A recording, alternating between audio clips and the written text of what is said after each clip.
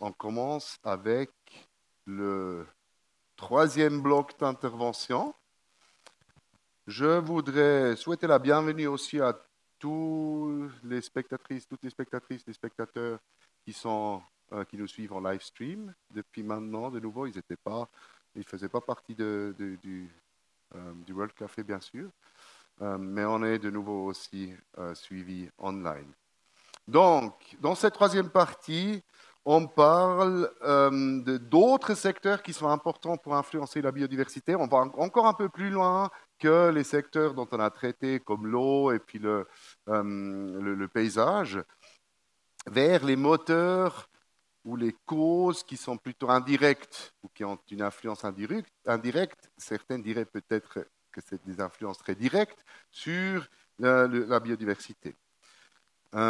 L'idée qu'on a déjà discuté du biodiversity mainstreaming, ou de l'intégration entre les secteurs, c'est effectivement de penser la biodiversité dans tous les secteurs, et liée à tous ces objectifs qu'on vient de discuter aussi, pour éviter des effets négatifs et, parler plus positivement aussi, trouver des synergies entre ces différents secteurs.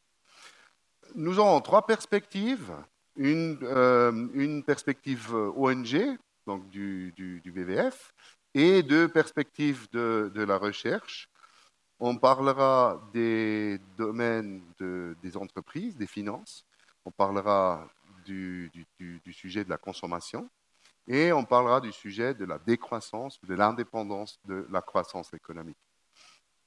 Voilà. Donc, je vous prie de bien accueillir ici la première personne qui va parler. Amandine Favier, elle est Head of Sustainable Finance. Je ne savais pas trop s'il y a un nom français pour ça.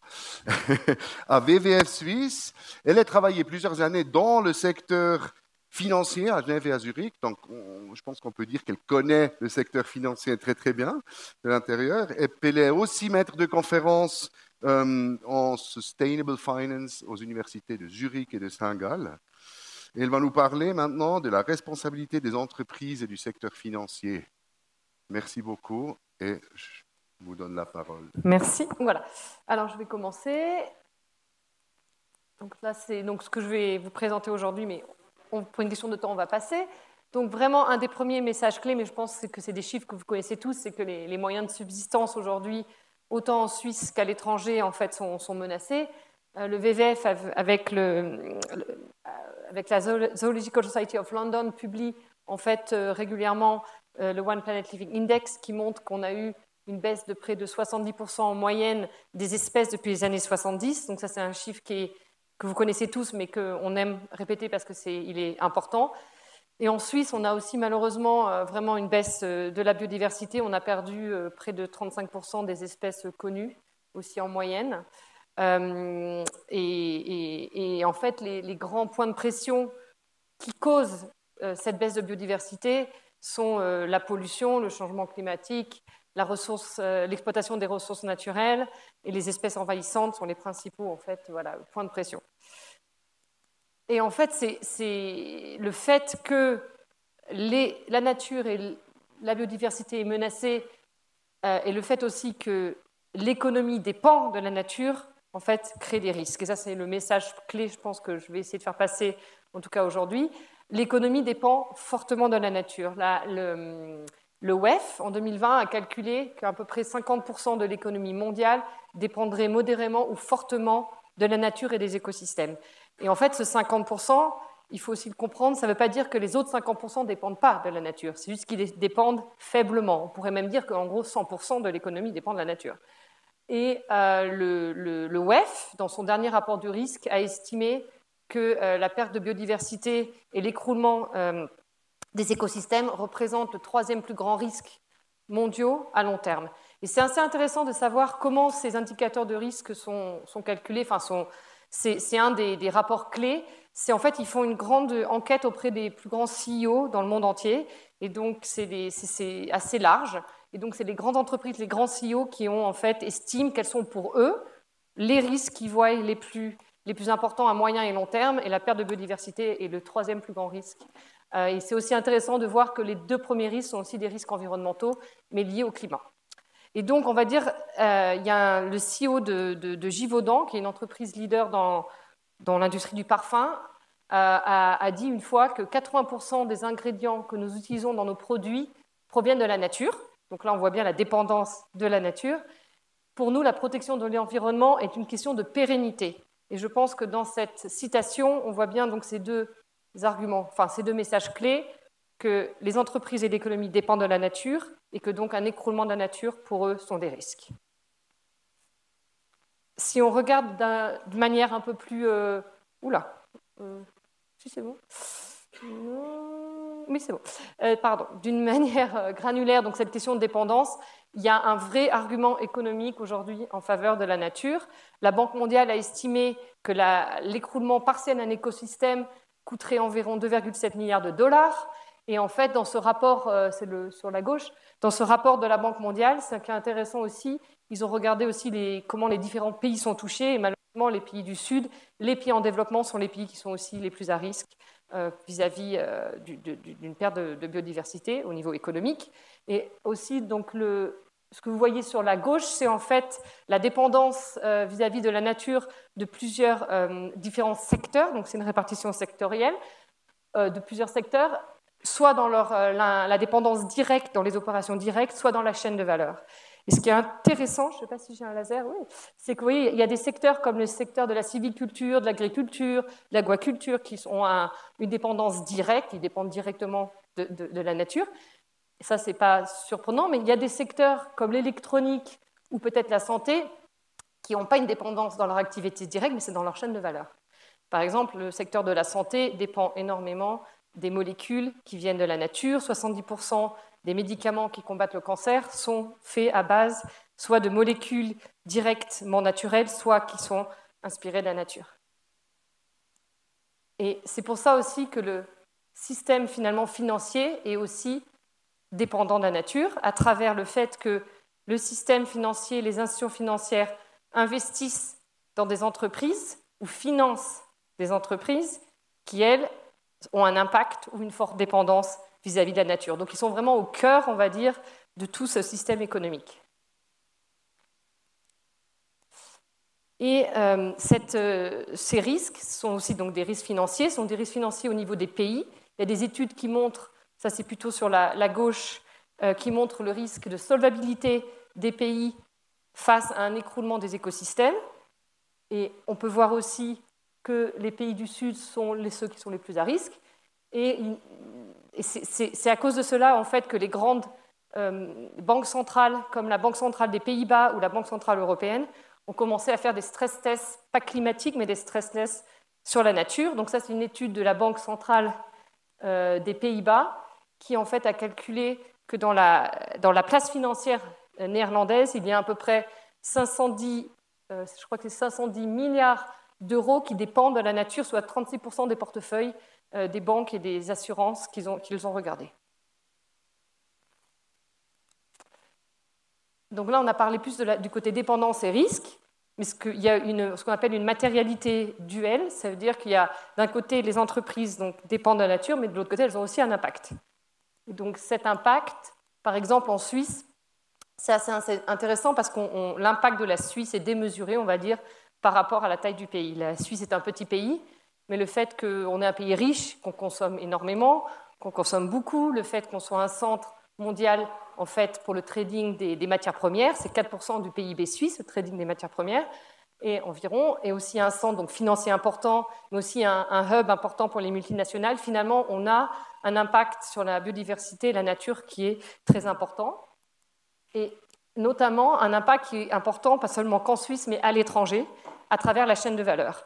Donc là aussi, on peut voir qu'il y a des entreprises, donc ça vous montre en fait plusieurs secteurs, et où est-ce que l'impact d'un secteur se trouve. Est-ce que c'est directement dans leurs opérations ou est-ce que c'est en aval ou en amont? Là, c'est l'amont de la chaîne de valeur. Et donc, il y a des secteurs comme l'agriculture où l'impact est dans les activités directes, mais il y a d'autres secteurs comme les secteurs de la production alimentaire ou le secteur du retail où là, l'impact en fait, se trouve en amont dans la chaîne de valeur et souvent à l'étranger. Donc, l'impact ne va pas être en Suisse, mais dans la chaîne de valeur à l'étranger. Et ça, c'est assez important à comprendre si on veut comprendre comment le système économique suisse impacte la biodiversité. Le système financier suisse et mondial aussi un impact sur la biodiversité. Il y a une étude récente de l'UNEP-FI qui a calculé que les flux en fait, qui financent des activités néfastes pour la nature sont environ 140 fois plus importants que les flux qui financeraient des activités qui régénèrent et qui protègent la nature, ce qu'on appelle en anglais les nature-based solutions. Donc l'écart est immense, et en Suisse, cet écart il est aussi là. On a montré notamment, le WWF suisse a fait une étude sur la déforestation et le système financier suisse, qui montre qu'à travers les portefeuilles des investisseurs, et notamment à travers aussi les crédits que les banques suisses en fait, offrent, elles sont investies ou elles financent des entreprises qui sont à haut risque de déforestation. Donc elles ont un impact.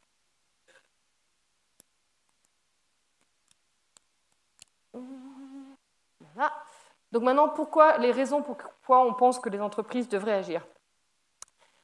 Alors, une des principales raisons pourquoi aujourd'hui les entreprises devraient agir et intégrer les questions de biodiversité dans leur activité, c'est parce que c'est des risques. Ce n'est pas la seule, mais c'est une des raisons. C'est parce que c'est des risques. C'est des risques au niveau donc des risques physiques, des déclins de l'écosystème, c'est des risques réglementaires. Je vais revenir là-dessus après, il y a de plus en plus de réglementations qui se mettent en place.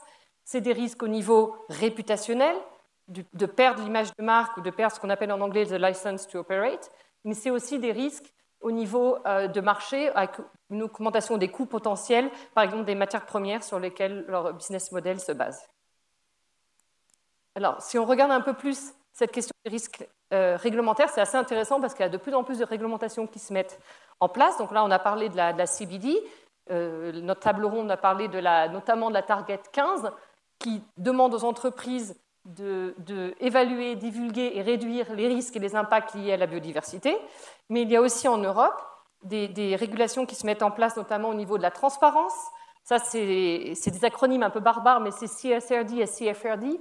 CSRD, c'est pour les entreprises, CFRD, c'est pour les produits financiers, c'est pour la transparence au niveau de la durabilité, et dedans, il y a des critères sur la biodiversité. Il y a aussi donc, des régulations, par exemple, aussi comme la EU Natural Restoration Law. Donc ça, c'est fait que le cadre régulatoire commence en fait à mettre un peu la pression sur ces questions-là, surtout au niveau du reporting. Et il y a aussi des normes qui se mettent en place de plus en plus. Donc ça, ce n'est pas des hard laws, mais c'est donc des réglementations volontaires et des normes volontaires. Donc par exemple, ce qu'on a entendu beaucoup parler depuis septembre, c'est le TNFD, the Task Force on Nature Related Risk. Et ça, c'est donc une framework pour aider les entreprises à divulguer les risques, les opportunités et leur dépendance vis-à-vis de la nature. C'est volontaire. Mais il y a aussi donc, des normes comptables qui commencent à se mettre en place. Ça, c'est le PIBAF. Et il y a aussi des normes, des frameworks pour aider les entreprises à mettre en place ce qu'on appelle en anglais des science-based targets, si vous avez des objectifs basés sur la science, notamment sur la nature. Donc ça, c'est SBTN. Et je pense que toutes ces normes, elles diffèrent, mais elles ont un objectif commun qui est vraiment d'aider les entreprises à commencer à faire un premier pas, à commencer à divulguer et à commencer à prendre des objectifs vis-à-vis de la nature. Alors la réduction aussi, pourquoi une entreprise doit se mettre à agir, ce n'est pas que des risques, c'est aussi des opportunités pour une entreprise de prendre en compte les questions de la biodiversité. Je pense que beaucoup d'entreprises ne sont pas encore conscientes, il y a les risques. Là, ils commencent à avoir une conscience, mais le fait que c'est aussi des opportunités, les entreprises en ont moins conscience, mais ça commence à émerger. Le fait que, par exemple, que ça peut être de nouveaux marchés accessibles pour une entreprise, ça peut être de nouveaux produits, des produits innovants, la biodiversité, en tout cas le respect de la nature, peut aussi finalement amener à avoir une meilleure efficacité, une meilleure gestion des ressources naturelles pour une entreprise. Et c'est aussi des risques de réputation qui peuvent être en fait améliorés. Donc, qu'est-ce que peut faire une entreprise aujourd'hui? Les premiers pas, on va dire, pour intégrer ces questions dans leur modèle d'affaires. Le WWF, on a créé en fait un framework pour aider les entreprises, les guider dans cette intégration des questions de biodiversité, où on a 5 components, qui est comment les entreprises peuvent évaluer, comment elles peuvent intégrer, comment elles peuvent mettre en œuvre et comment elles peuvent plaider et réaliser les questions de biodiversité.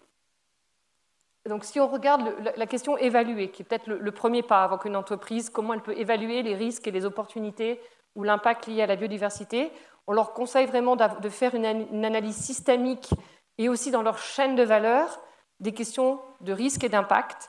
Et le WWF, afin d'aider les entreprises et les institutions financières dans cette démarche, a lancé en fait le WWF Risk Filter Suite, qui est en fait un outil qui est gratuit, qui est en ligne et qui permet aux entreprises de faire une première analyse de dépendance, de risque vis-à-vis de la biodiversité et de l'eau. Et vous pouvez aller regarder, c'est en ligne et vous pouvez utiliser, tout le monde peut utiliser l'outil à ce jour.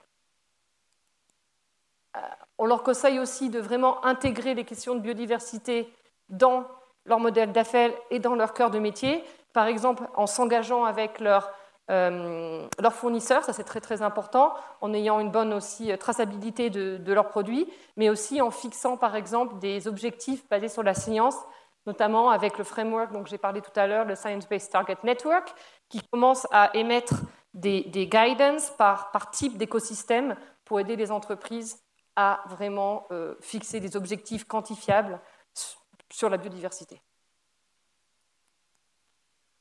Et il est aussi important qu'une entreprise en fait, utilise, on va dire ce qu'on appelle plaider, utilise vraiment sa voix pour être un acteur positif vis-à-vis de la biodiversité, notamment en s'engageant dans les initiatives industrielles qui visent à promouvoir la biodiversité. Là, on en a listé quelques-unes, mais aussi, par exemple, en étant une voix positive pour des réglementations qui se mettent en place qui favorisent la biodiversité. Un exemple, par exemple, cet été, il y a plus de 100 entreprises européennes qui se sont prononcées pour la loi sur la restauration de la nature en Europe, dont Holcim et Nestlé en Suisse. Donc elles ont vraiment, les entreprises ont vraiment là fait un lobbying positif, on va dire, et ça c'est vraiment aussi, je pense, quelque chose de très important, que leurs voix sont entendues et qu'elles puissent aussi, en fait, c'est des acteurs économiques qui sont puissants, qui souvent sont très forts en lobbying, donc si le lobbying peut aller dans le sens positif, je pense que c'est quelque chose aussi de très important. Voilà, donc moi, sur ce, je pense que j'ai terminé la présentation. Merci.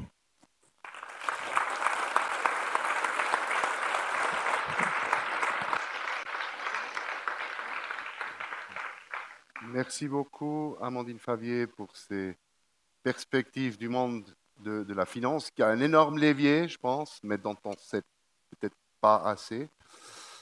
Je vous rappelle que vous pouvez poser des questions sur Slido. Normalement, vous devrez toujours être dedans, mais je ne sais pas s'il faut peut-être remettre le code. Ou ça marche toujours. Vous arrivez à rentrer? Bon, c'est bon. D'accord. Dans ce cas, donc n'oubliez pas, poser des questions qu'on va traiter après à la fin des 3 présentations. Et maintenant, j'ai le plaisir de vous présenter Marlene Sarkian de l'Université de Genève. Elle est professeure en sociologie. Elle a fait un doctorat en études de développement et elle travaille sur des questions de consommation, donc sur le lien entre consommation et durabilité. Et elle va nous parler aujourd'hui des corridors de consommation dans une perspective justement de consommer mieux et moins. Voilà, je vous laisse la parole. Parfait. Merci beaucoup, merci pour cette invitation. Donc, effectivement, je vais essayer de vous convaincre aujourd'hui, mais je pense que je n'ai pas vraiment besoin de vous convaincre parce qu'on a fait une table, j'étais sur une table tout à l'heure, on a parlé de consommation et je pense qu'il est assez clair qu'on ne va pas pouvoir changer des choses si on imagine que le changement va arriver par des actions individuelles ou des décisions individuelles.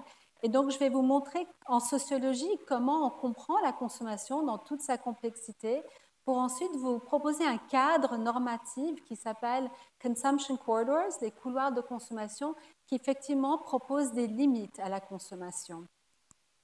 Donc, tout d'abord, souvent, quand on parle de consommation durable, on prend comme point de départ des domaines de consommation qu'on sait ont le plus d'impact en termes de perte de biodiversité, émissions carbone, etc. Et c'était souvent le point de départ pour beaucoup de mes recherches.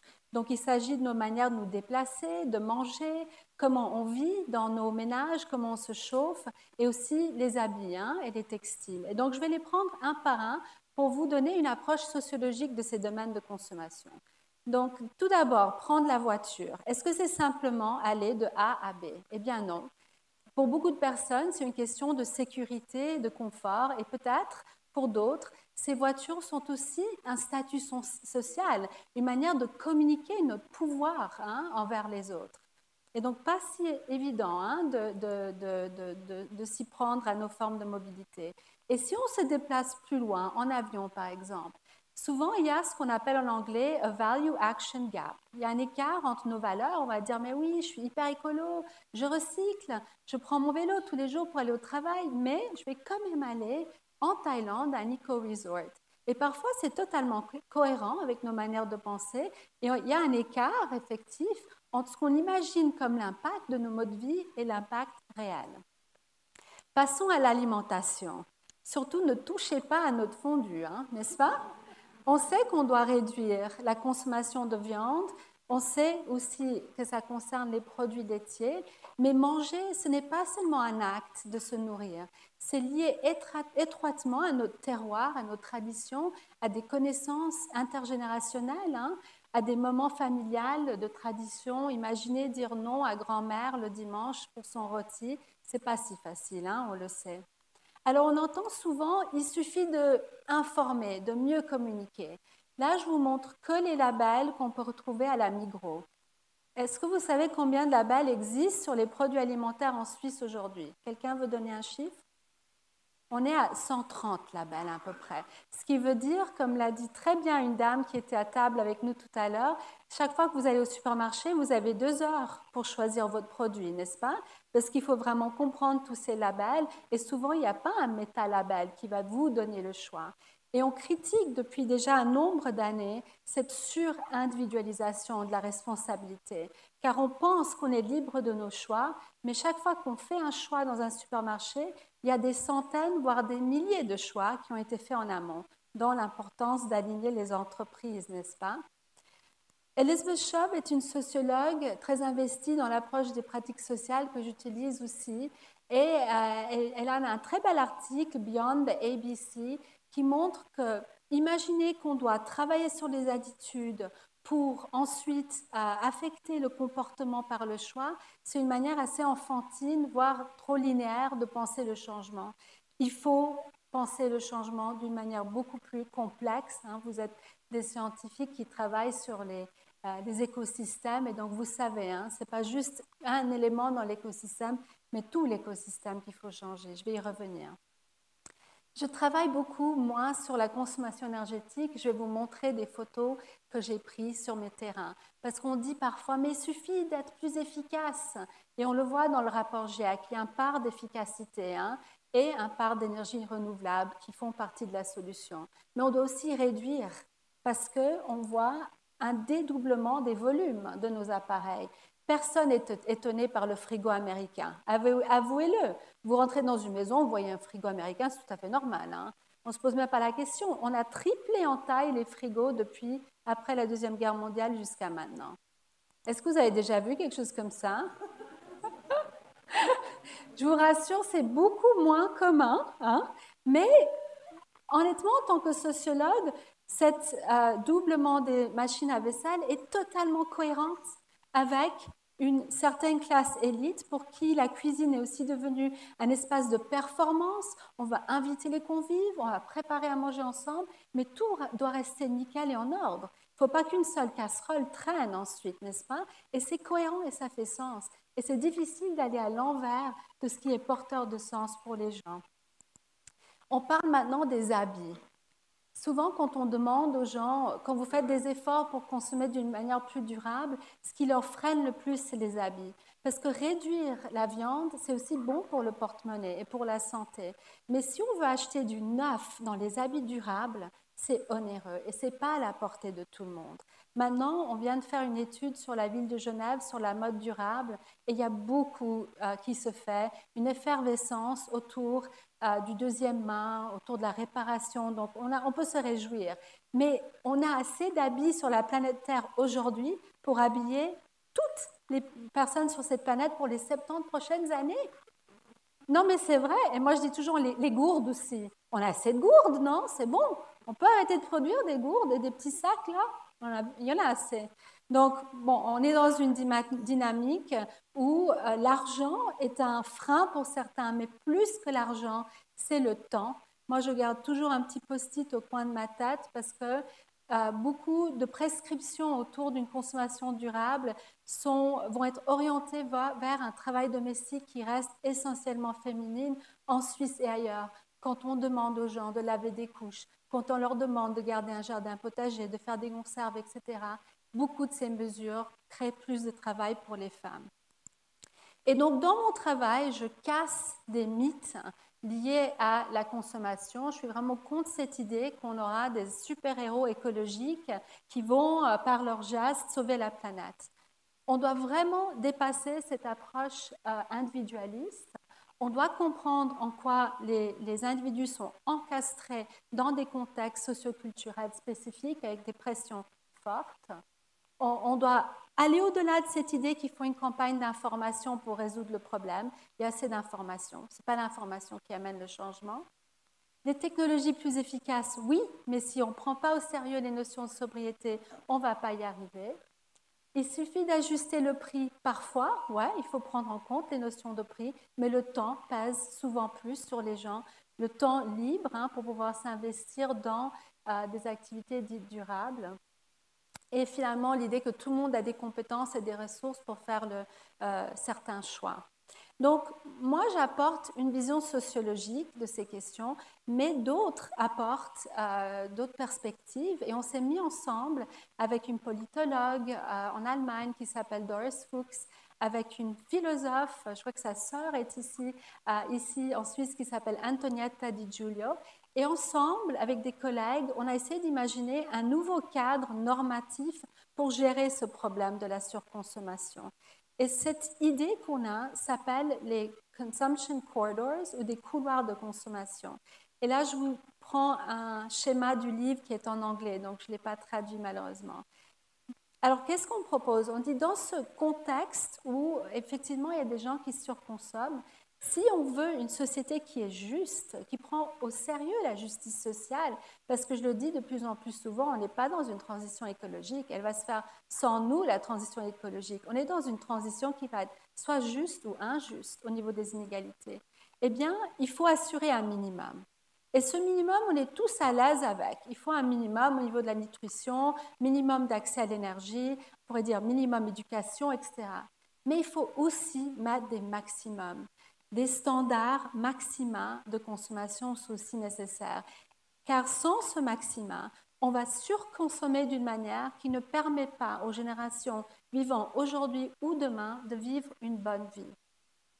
Je vous ai dit tout à l'heure que souvent le point de départ autour des enjeux de la consommation non durable a été ces domaines de consommation qui ont le plus d'impact. Je suis de plus en plus convaincue quand je parle à des personnes dans le service public ou privé, que ce soit au niveau des cantons ou des municipalités, que parler du bien vivre est très porteur.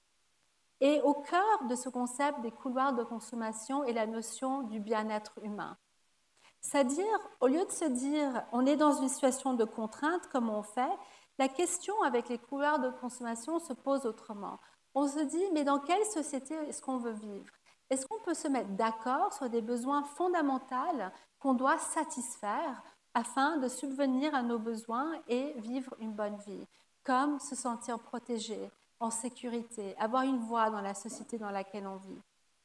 Et donc, au cœur des consumption corridors, et cette question de besoins humains et comment y subvenir.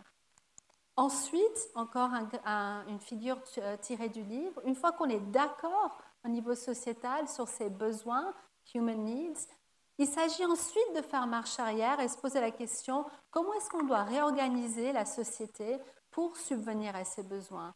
Et on peut constater que ces satisfiers, ces manières de satisfaire sont effectivement hautement politiques, hein, mais au moins de se mettre d'accord sur le but qu'on veut atteindre.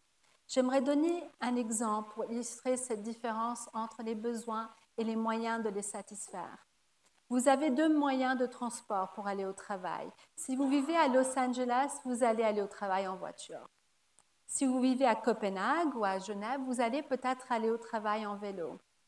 Mais vous allez seulement pouvoir aller au travail en vélo si aller en vélo est possible d'une manière sécurisée, confortable, etc.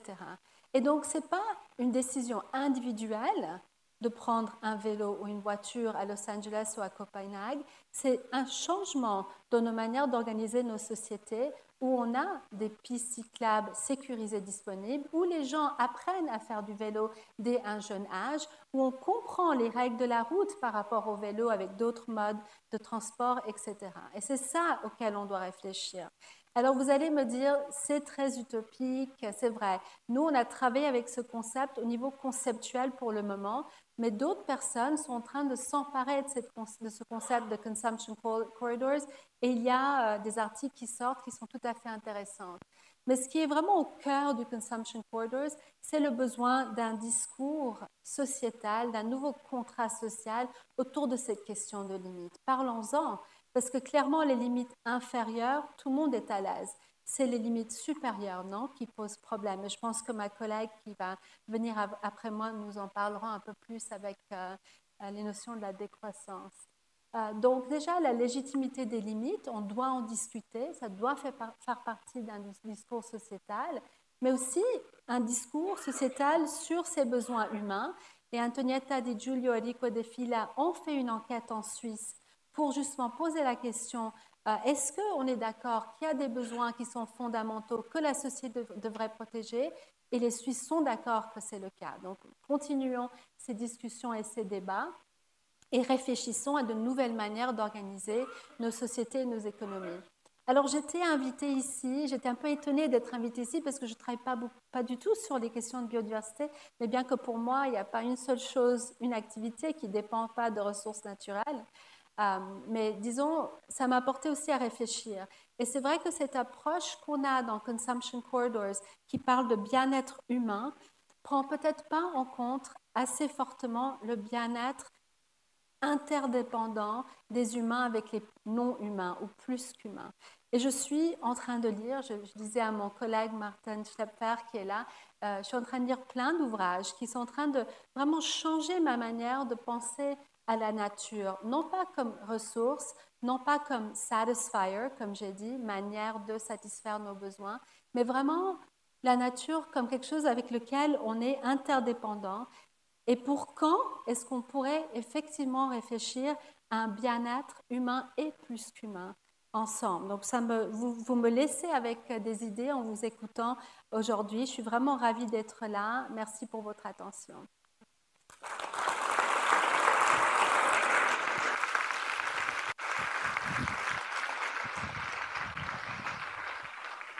Merci beaucoup, Marlene Sakian, pour ces histoires sur la consommation et puis aussi pour les recommandations de littérature, bien sûr. Nous allons continuer avec la dernière présentation de ce bloc. Und vergessen Sie nicht, Fragen zu stellen. Das Slido ist weiterhin offen. Ich darf ganz herzlich Irmi Seidel hier begrüßen. Irmi Seidel ist Leiterin der Forschungseinheit Wirtschafts- und Sozialwissenschaften an der WSL. Sie ist Ökonomin und hat ein Doktorat von der Universität St. Gallen und lehrt auch an der Universität Zürich und an der ETH. Sie spricht über Wachstumsunabhängigkeit und Potenziale für die Biodiversität. Bitte, Irmi. Danke, Manuel, für die Einführung. Guten Nachmittag. Herzlichen Dank für die Einladung hierher. Ich komme sehr gern, weil ich der Biodiversitätscommunity sehr verbunden bin und ich es gut auch finde und wichtig, wenn wir diese Frage von Wachstumsabhängigkeit und Biodiversität noch stärker zusammenbringen. So, jetzt muss ich hier lernen, wie das geht so. Okay. Ja, bevor ich die aufzeige, worüber ich sprechen werde, möchte ich kurz 2 Begriffe definieren. Das geht nicht gut so, ich muss das so machen. Das geht nicht mit dem Ding hier. Okay, also zunächst möchte ich sagen, das muss ich hier natürlich sagen, wenn ich von Wachstum spreche, meine ich wirtschaftliches Wachstum und nicht irgendwie in der Biologie. Wenn ich von Bruttoinlandsprodukt spreche, meine ich die Güter und Dienstleistungen, die in einem Jahr hergestellt werden, also das, was in einem Land produziert wird. Und die Wachstumsrate dessen, wie viel mehr hergestellt ist, sind diese ökonomischen Wachstumsraten, also ob wir Wirtschaftswachstum haben oder nicht. Das vorausgesetzt, möchte ich kurz zeigen, also das wird nicht so ein langer Vortrag, fast jeder Punkt ist eine Folie. Ich möchte sagen zunächst, wie hängen Wirtschaftswachstum und Biodiversitätszerstörung zusammen. Dann will ich kurz aufzeigen, dass die Gesellschaft abhängig ist vom Wirtschaftswachstum. Ich werde auf die Entkopplung eingehen, auf Wachstumspolitiken, auf den Diskurs in der Biodiversitätsforschung. Ich werde kurz wachstumskritische Ansätze vorstellen und Wachstumsunabhängigkeit und dann noch ein Fazit ziehen. Gut, jetzt fange ich richtig an. Diese Grafik hier, die haben Sie wahrscheinlich schon gesehen, viele von Ihnen. Die kommt aus der Anthropozän-Forschung. Und was Sie hier links sehen bei den orangefarbenen Grafiken, sind die ökonomischen Veränderungen, vor allem ab den 50er Jahren. Real GDP heißt reales Bruttoinlandsprodukt. Und jetzt hier noch eine Verbindung zum letzten Vortrag. 60% in der Schweiz des GDPs ist Konsum. Einfach um Ihnen nochmal klar zu machen, wie wichtig der Konsumsektor ist. You understand, 60% of GDP is for consumption in Switzerland and in the US even 80%. So es ist also ein wirklich wichtiger Bereich der Konsum. Ja, und dann habe ich grün umrahmt die Bereiche, die für Biodiversität relevant sind, wie Energienutzung oder Düngemittel. Und Sie sehen, immer ab den 50er Jahren geht es los. Ich erkläre jetzt nicht so viel, weshalb das ab den 50er waren, aber ich will doch kurz sagen, die billige fossile Energie war zentral. Das ist natürlich auch sehr wichtig, das zu verstehen, wenn wir überlegen, wie kommen wir zu einer Defossilisierung. Auf der rechten Seite sehen Sie jetzt schon die ökologischen Impacts und da sehen Sie auch, fast alles ist biodiversitätsrelevant. Nun habe ich jetzt so ein bisschen allgemein die Zusammenhänge dargestellt zwischen Biodiversität und Druck auf die Wachstum und Druck auf die Biodiversität. Und ich kann Ihnen noch über 2 Studien berichten, die diese Verbindung noch besser hergestellt haben. Das erste ist von einem amerikanischen Biologen und Ökonomen, Jack. Und er hat für die USA angeschaut, ob Biodiversitätszerstörung, Verschlechterung mit dem BIP zusammenhängt. Und er stellt fest, das BIP pro Kopf ist ein hochsignifikanter Prädiktor für die Bedrohung von Arten. Der Konflikt zwischen Wirtschaftswachstum und Erhaltung der biologischen Vielfalt zeigt sich über die Produktion und den Verbrauch pro Kopf. Also wichtig, das ist pro Kopf, was wir konsumieren und produzieren, unabhängig von der Bevölkerungszahl. Und damit natürlich auch vom Wachstum dieser Produktion und des Verbrauchs. Die zweite Grafik, die Sie sehen, das ist von 2017 eine Publikation, und zwar hat man da angeschaut, wann sind die ersten gebietsfremden Arten lokalisiert beschrieben worden. Und das geht natürlich weiter zurück, klar, mit der ganzen Kolonialzeit und so weiter, aber Sie sehen auch nochmal, ab 1950 ist es eine relativ starke Zunahme. Nun, jetzt habe ich Ihnen so ein bisschen den Zusammenhang zwischen Wachstum und Biodiversitätszerstörung angedeutet. Und jetzt mögen Sie vielleicht fragen, ja, aber eigentlich ist es doch vielleicht nicht so wichtig, dass unsere Wirtschaft wächst. Und dazu möchte ich Ihnen jetzt kurz, funktioniert das? Noch eins? L'Europe a besoin de projets, elle a besoin de solidarité, elle a besoin de croissance. Economic growth means strength and vitality. Wachstum erlaubt es, solide Finanzen zu schaffen. La croissance qui nous manque, je veux aller la chercher. Je veux aller la chercher non à l'extérieur de nous-mêmes, mais en nous-mêmes. Each of us must be an engine of growth La croissance, c'est pas un mythe. La croissance, il ne faut pas l'attendre, il faut la faire. We need to invest in what will promote hiring and economic growth now. On attend, on annonce encore d'ailleurs, pour le mois prochain, dans 2 mois, dans 6 mois, un retour à la croissance. Qui met du temps. Hein. Qui met du temps, voilà. Ça désespère un peu les gens.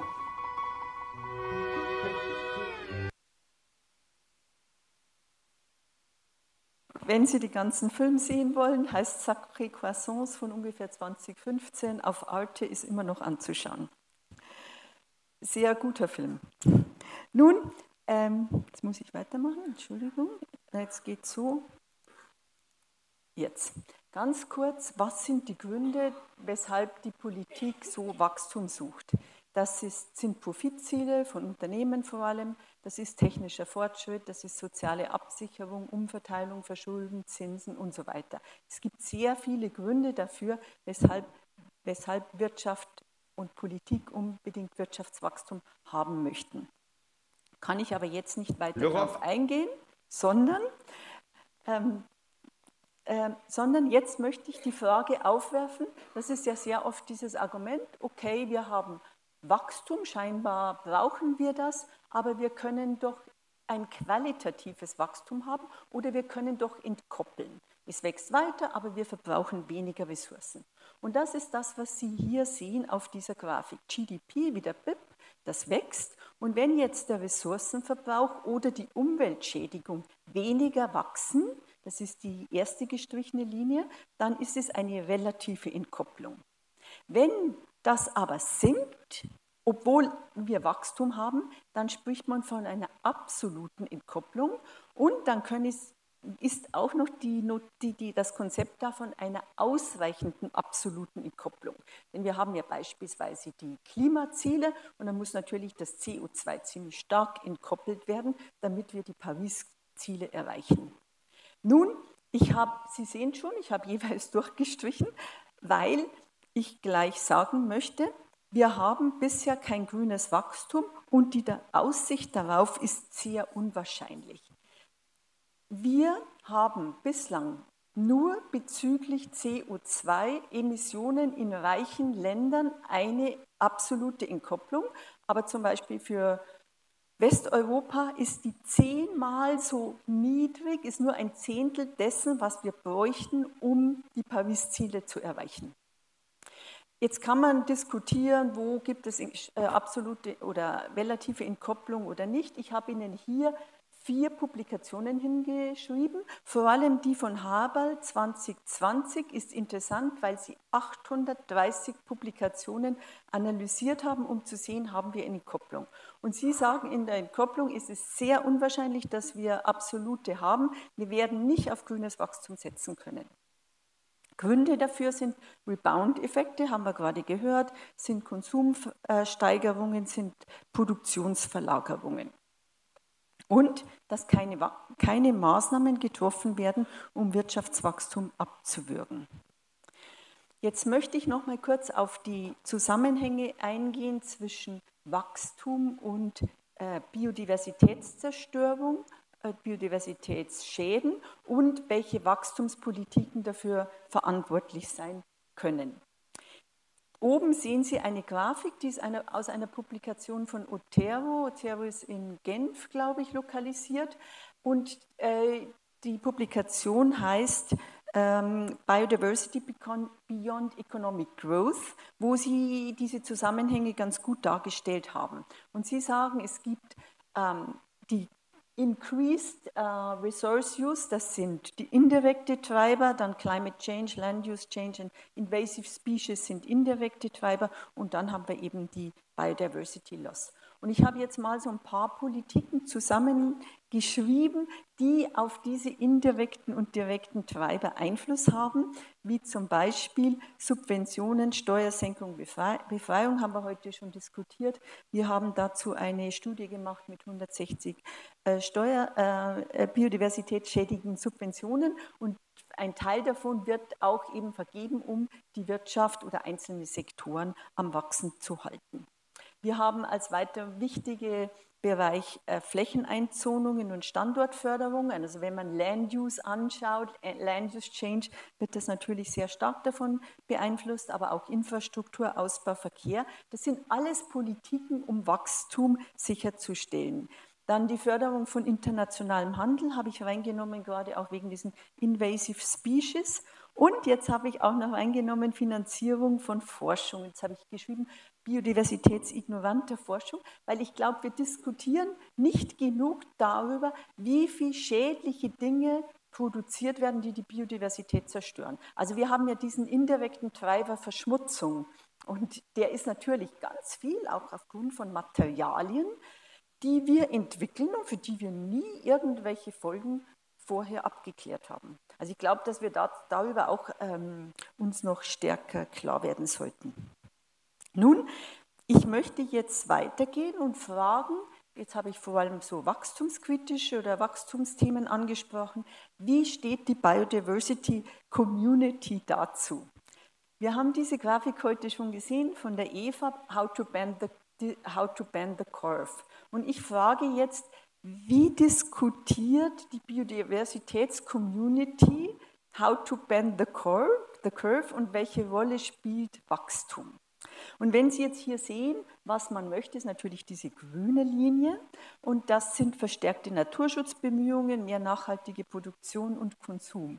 Aber Sie sehen da jetzt nichts von wegen Rückgang von Produktion oder von Konsum.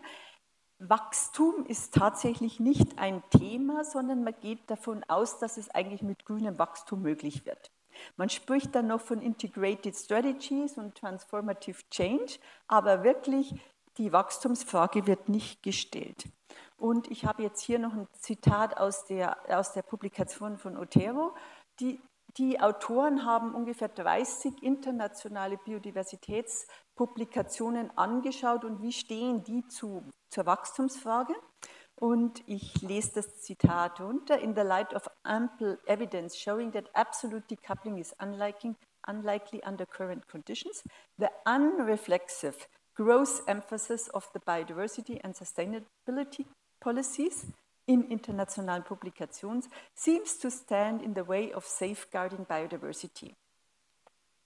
Natürlich ist das aus einer wachstumskritischen Perspektive, aber wenn man das zusammennimmt mit dieser Nicht-Decoupling-Wahrscheinlichkeit, muss diese Frage gestellt werden, ob die Biodiversitätsdiskussion nicht stärker unter Integrated Strategies und Transformative Change diese Frage des Wachstums aufgreifen muss und grünes Wachstum nicht als gegeben und garantierte Rahmenbedingung angeschaut wird.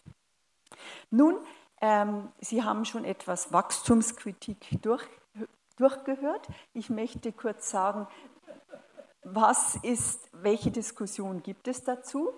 Das ist vor allem so Postwachstum, Postgrowth oder Degrowth, Decroissance, ich habe es kurz zusammengefasst. Wesentliches Ressourcenverbrauch und Umweltbelastung massiv zu reduzieren und das gesellschaftliche Wachstumsparadigma zu ändern. Das sind so die großen Ziele, aber konkretisiert muss das werden unter anderem durch Tatsache, dass Wachstumsunabhängigkeit wichtig ist. Und dazu möchte ich vielleicht auch ganz kurz sagen, wieso, dass das wirklich wichtig ist. Die Growth-Bewegung Decroissance hat in den 10er Jahren wirklich gesagt, wir müssen schrumpfen, wir brauchen eine Reduktion des Wachstums und jetzt argumentiert diese Bewegung auch sehr stark, wir brauchen Wachstumsunabhängigkeit. Und ich habe es auch ein bisschen hingeschrieben, weshalb, denn phasenweise werden wir Wachstum brauchen für die Umgestaltung. Aber wir brauchen gleichzeitig die sogenannte Exnovation. Das heißt, wir müssen auch Praktiken und Techniken aus dem System rausnehmen. Also, wenn wir elektrische Autos einführen oder idealerweise viel mehr ÖV, dann müssen wir die fossilbetriebenen Autos rausnehmen, weil sonst bringt das alles nichts. Aktuell haben wir sehr oft die Situation, wo wir doppelt fahren. Okay, ich muss mich beeilen, aber ich habe nicht mehr so viel. Also wichtig ist da noch gesellschaftliches Wohlergehen und Gerechtigkeit sicherstellen, gesellschaftliche Institutionen umbauen und ganz wichtig eben für die Umweltbelastung reduzieren, die planetaren Grenzen einzuhalten. Nun, Wachstumsabhängigkeit. Ich habe jetzt hier ein paar Instrumente zusammengeschrieben, die man einsetzen könnte, wenn unsere Gesellschaft wachstumsunabhängiger ist. Und das habe ich so an den direkten und an den indirekten Treibern orientiert. Und das erste ist zum Beispiel Internalisierung externer Kosten. Kennen wir alle. Weshalb wird das nicht gemacht? Weil wir einen Wachstumsvorbehalt haben. Internalisierung nur, wenn es nicht dem Wirtschaftswachstum schadet. Also wenn wir wachstumsabhängig wären, könnten wir vielleicht auch internalisieren. Die gleiche Sache, Abbau von Subventionen, äußerst schwierig, weil wir Struktur erhalten. Steuern auf Ressourcenkonsum, äußerst schwierig, weil wir Kapital entlasten wollen, damit Kapital investiert und Forschung voranbringt. Umbau von Produktion und Konsum, sehr schwierig, weil wir auf einer Effizienzspur sind. Also alles mit Effizienz glaubt man auch eben, dass man grünes Wachstum hinbringt. Forschung mit Folgenabschätzung, sehr schwierig, weil Forschung als Wachstumsmotor angeschaut wird. Globalisierung, das ist jetzt noch ein bisschen in die Zukunft, oder Deglobalisierung, aber ich finde die Diskussion wichtig, gerade auch wegen Biodiversität, schwierig, weil Globalisierung als Wachstumstreiber angesprochen wird und die Nichtnutzung oder weniger Nutzung von Land und Ressourcen, also eine sogenannte Dekommodifizierung, das heißt, dass wir alles in Marktprodukte umwandeln, schwierig, weil das auch Wachstumsmöglichkeiten gibt. So, und jetzt die letzte Folie. Ich komme zurück auf den Titel der ganzen Veranstaltung. Biodiversität integrieren, wie setzen wir die neuen internationalen Ziele in der Schweiz um? Meine Antworten sind, oder aus meiner Sicht, Transformative Change, integrative Strategien, die in der Biodiversitätscommunity diskutiert werden, gefordert werden, sollten die Wachstumsfrage stellen. Das bisherige Diskussions- und Forschungsdefizit in der Biodiversitätscommunity ist zu schließen und nicht auf Green Growth zu setzen und Vertrauen. Instrumente aus anderen Umweltbereichen sind für Biodiversität und die Zielsetzung relevant. Naturschutz reicht nicht. Das haben wir ja auch gesehen bei diesem Bend the Curve. Ich glaube, die Erkenntnis, dass Naturschutz alleine nicht reicht, ist verbreitet. Und Wachstumsabhängigkeit ist ein Begriff und ein Konzept zum Andocken an andere Diskurse. Also Wachstumsunabhängigkeit, habe ich den Eindruck, ist viel einfacher als zum Beispiel zu sagen, die Croissance oder Schrumpfen oder sonst was. Mir ist völlig klar, dass der Weg dahin sehr weit ist und dass das Wachstum dann unverweigerlich zurückgeht. Aber es ist besser, diese Entwicklungen durch Design sicherzustellen, als durch Desaster zu erleben. Ich glaube, ich habe Ihnen ein bisschen aufgezeigt, dass wir unser Denken verändern müssen. Das hat Florian am Anfang gesagt mit dem Einstein-Zitat. Wir müssen unser Denken verändern, wenn wir Lösungen voranbringen wollen. Und ich glaube auch, wir müssen unser Denken verändern im Hinblick auf diese Wachstumsfrage und dass wir wachstumunabhängig werden. Und es gibt ziemlich viel umzubauen, aber wir sind sowieso in großen Krisen und müssen umbauen. Und dann, glaube ich, ist dieses Argument des Wachstums noch stärker hervorzubetonen und einzubringen. Hier ist noch Literatur. Ich danke für Ihre Aufmerksamkeit.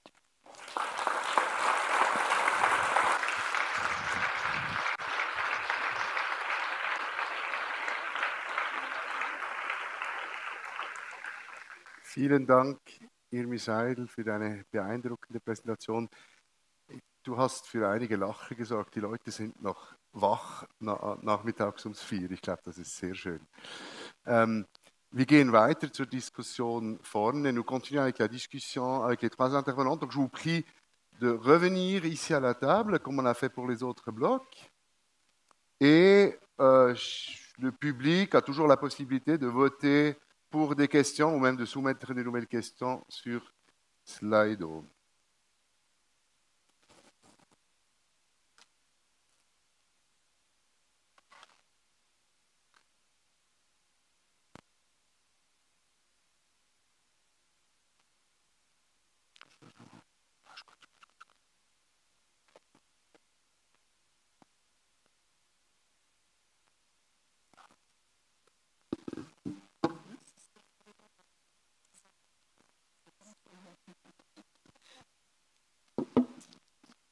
Voilà.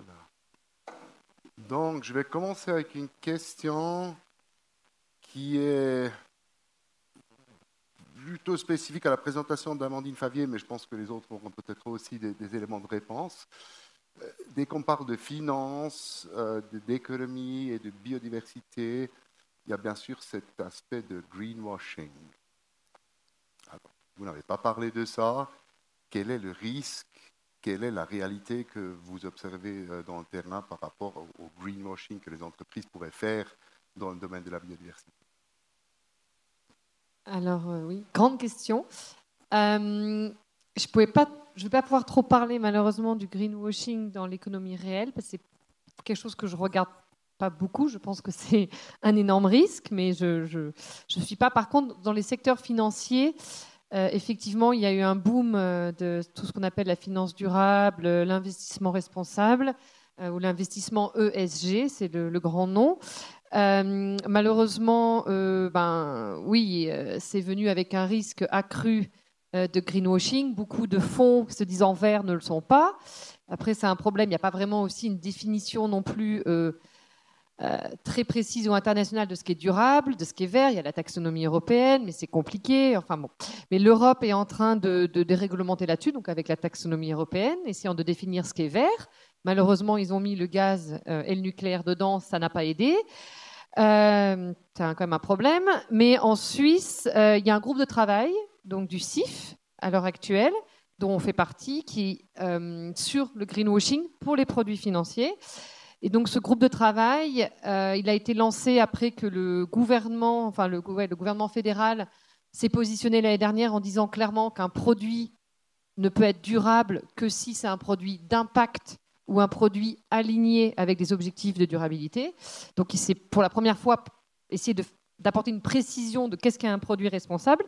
Et après ça, maintenant, donc, il y a un groupe de travail qui va essayer en fait l'objectif du groupe de travail, c'est d'arriver à avoir une réglementation. Donc, la Suisse va éventuellement, c'est pas sûr du tout, mais réglementer sur ces questions-là. Mais oui, c'est forcément un risque. Oui, c'est un risque. Juste pour préciser, dans les règlements, l'aspect de la biodiversité est-il inclus explicitement ou pas? Il n'y a pas de, c'est général. Il n'y a pas vraiment. Oui, c'est inclus, mais c'est pas précisé non plus. Dans la position du Conseil fédéral, et c'est sur les produits financiers, c'est des produits qui ont un impact. Donc un produit durable est un produit qui va avoir un impact positif sur la durabilité. Ça reste à définir. Qu'est-ce qu'est la durabilité? Ou est un produit qui va être aligné avec un des objectifs de durabilité, donc certainement le changement climatique, CBD ou les SDGs. En fait, maintenant, je pense que le Conseil fédéral réfléchit justement à quel framework prendre pour définir justement qu'est-ce qu'est la durabilité. Est-ce qu'ils vont prendre les SDGs? Dans ce cas-là, il y aura l'objectif 14, non? Attendez, SDGs, je confonds maintenant avec 15, c'est Live Above Earth, je ne sais plus le numéro. Là, ça sera la biodiversité. Donc, en fait, oui, c'est pas précisé pour l'instant, mais ça sera certainement pris en compte. Qu'en est-il du greenwashing dans le domaine de la consommation? C'est énorme, on sait que moi, j'avais entendu un règlement européen qui allait être plus contraignant au niveau du greenwashing, mais je ne me suis pas informée plus que ça, mais on le sait depuis, je pense qu'un des premiers, je ne sais pas si vous vous souvenez, les ours polaires de Coca-Cola. Vous vous souvenez, dans les années 90, 2000, pour moi, ça c'était vraiment le début du greenwashing, et on continue à le voir jusqu'aujourd'hui avec la nouvelle campagne de British Petroleum qui devient BP avec la jolie petite étoile verte. Oui. Et les contraintes sont lentes à venir pour contrer ça. Moi, j'allais demander, est-ce qu'il y a du décroissance washing? Dans le sens où des entreprises parlent de décroissance, ou le secteur parle de décroissance, mais fait le contraire, bien sûr. Non, ils ont peur de parler de ça. Même les entreprises qui ne croissent pas, qui sont stables, ils ne veulent pas vraiment le dire parce que c'est tellement profondément dans leur tête qu'une entreprise doit croître. C'est ça, oui. Alors, ce n'est pas encore un discours, mais je vais dire, je pense qu'il y a des entreprises qui se rendent compte que c'est favorable pour eux si leurs activités sont stables. Ça va venir, mais pour le moment, toutes les écoles de management, ils apprennent qu'une entreprise doit s'agrandir pour avoir du succès. Ouais. Alors, on venait de parler des Sustainable Development Goals. On parle toute la journée ici des objectifs globaux concernant la diversité. Il y a un objectif numéro 8 de l'agenda 2030 qui parle de croissance économique et puis découplage des systèmes. Est-ce que, donc, selon vos analyses, cet objectif ne peut pas être atteint? Il est totalement irréaliste, du coup. Alors, moi, j'ai entendu des gens qui étaient dans les discussions sur cet objectif, que la croissance est entrée dans les objectifs parce que les secteurs industriels avec des pays en voie de développement ont vraiment pressé pour avoir cet objectif. Alors là, il y avait une coalition entre le secteur d'industrie et les pays en voie de développement.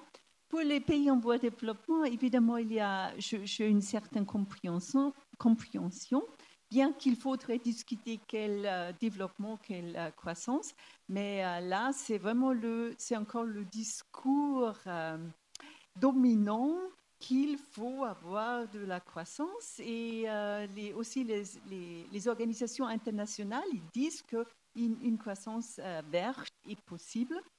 Mais nous voyons très bien que c'est très difficile. Bon, c'est impossible. Et il y a vraiment une discussion, il y a des scientifiques qui prouvent assez bien pourquoi ce n'est pas possible. Je pense que le problème avec les SDGs, c'est que on les aligne sans donner un ordre de priorité. Hein. Vous le savez très bien, on parle de l'économie comme étant encastrée dans des relations sociales et que la société devrait être inscrite dans les limites de la biosphère. Et donc cette vision-là d'encastrement n'est simplement pas là dans les SDGs qui ne nous donnent pas réellement une ordre de priorité. Et c'est vrai que décroissance souvent fait peur. Je crois que c'est Peter Jackson qui a dit « Décroissance is nicer than degrowth. It sounds like croissant. » Mais quand même, non, ça fait peur. Et donc maintenant, on entend parler de post-growth. Je crois qu'il y a un énorme programme de recherche chapeauté par Julia Steinberger à l'Université de Lausanne et d'autres collègues autour de post-growth. Et là, je pense que c'est quelque chose qui peut être moins choquant pour les entreprises. Non, on n'aborde pas vraiment les questions de décroissance avec les banques. Je pense qu'elles ne sont pas encore là. Du fait que le système financier, il est au cœur de ce problème. Hein. Je veux dire, pourquoi les entreprises ont besoin de croissance? Elles doivent avoir un reporting qui est tous les 3 mois. Elles doivent payer des dividendes à leurs investisseurs. Donc voilà, le système financier est aussi au cœur de ce problème de croissance, tout le système économique. Ouais. Mais... Ouais, j'ai pas de là-dessus. J'avoue que c'est pas une question que nous on aborde encore activement, mais c'est une question qui je pense, qui est vraiment fondamentale. Après, le post-growth, je crois que c'est aussi la théorie donc de donut economy. Ça va aussi dans le même sens. Oui, ça fait peut-être moins peur. Enfin, moi, j'ai l'impression que c'est un peu la même chose, mais je suis pas une experte de l'externe. J'ai l'impression qu'on parle un peu de la même chose, mais avec des termes qui font peut-être, qui sont un peu différents pour un peu moins effrayer. Mais à la fin, c'est simplement moins. Ouais, moins consommer, moins croître, il y a un moins qui est nécessaire. Et c'est vrai que c'est quelque chose qu'on voit qu'on a vraiment du mal, même on en parle des fois avec certaines banques, ou à faire que ça, c'est difficile. Le moins est jamais quelque chose que les gens veulent, même dans notre vie privée, hein, c'est pas quelque chose, moins de travail, moins de revenus. C'est quelque chose qui est difficile.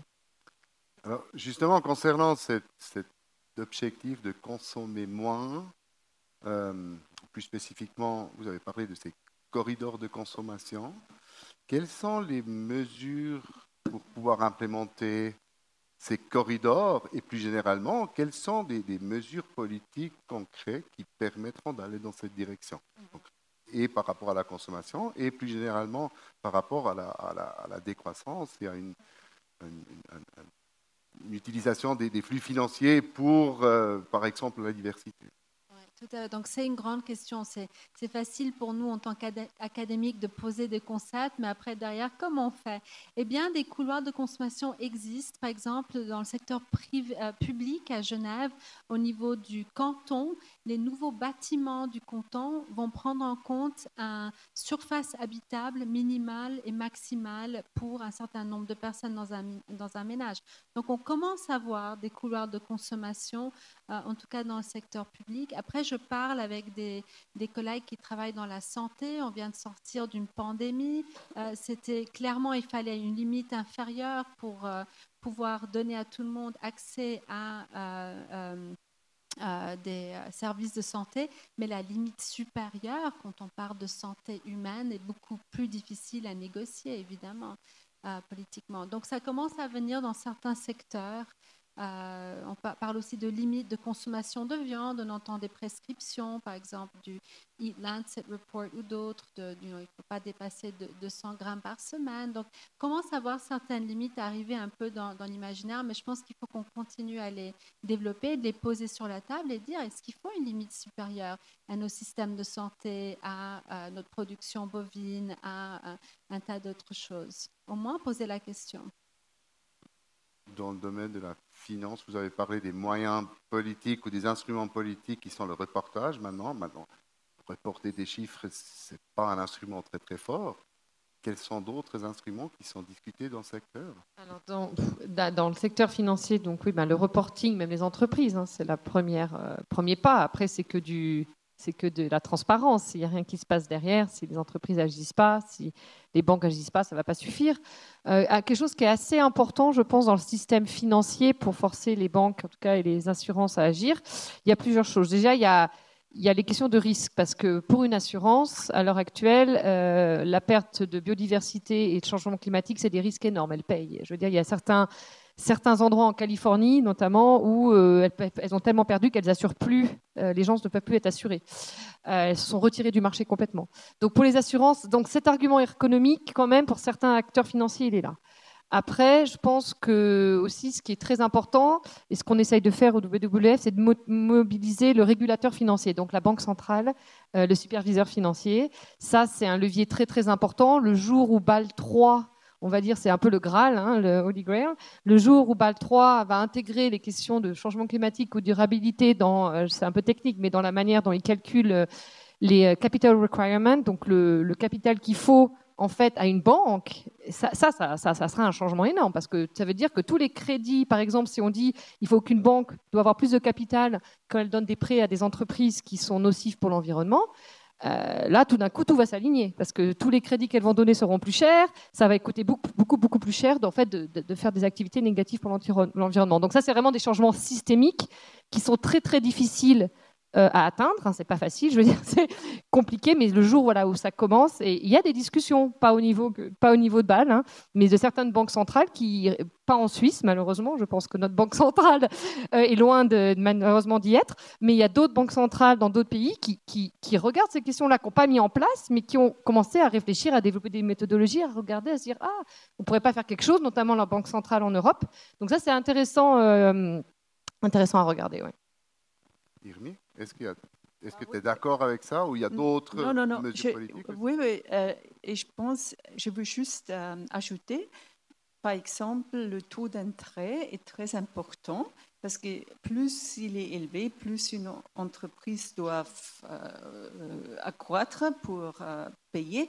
Et par exemple, dans le Coran, dans la Bible, on avait eu une interdiction d'intérêt. Alors, pourquoi pas limiter le taux d'intérêt, par exemple? Alors, il y avait déjà cette expérience dans d'autres cultures qu'un taux d'intérêt trop élevé peut vraiment créer des différences, des polarisations de la société et tout ça. Alors, il y a toujours cette discussion de limiter, par exemple, le taux d'intérêt. Mais aussi, en Suisse, on avait eu cette discussion sur le Vollgeld, la monnaie pleine. On a eu un référendum, une initiative. Malheureusement,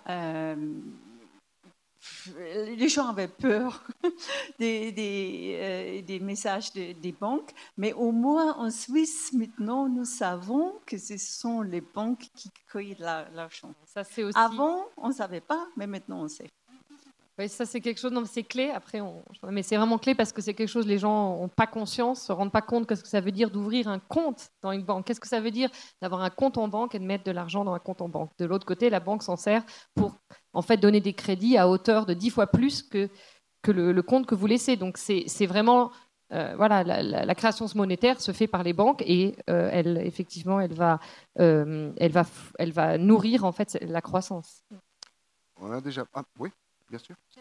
Je voulais juste ajouter qu'on a quand même des exemples d'économies alternatives qui marchent. À Genève, on a l'économie sociale et solidaire qui représente 10% de l'économie. Ce n'est pas énorme, mais quand même, on peut s'habiller, on peut aller à la banque, on peut être assuré, on peut lire le journal dans l'économie solidaire qui a à son cœur l'idée de ne pas être dans une posture de recherche de profit nécessairement, ou si on a du profit, de le réinvestir.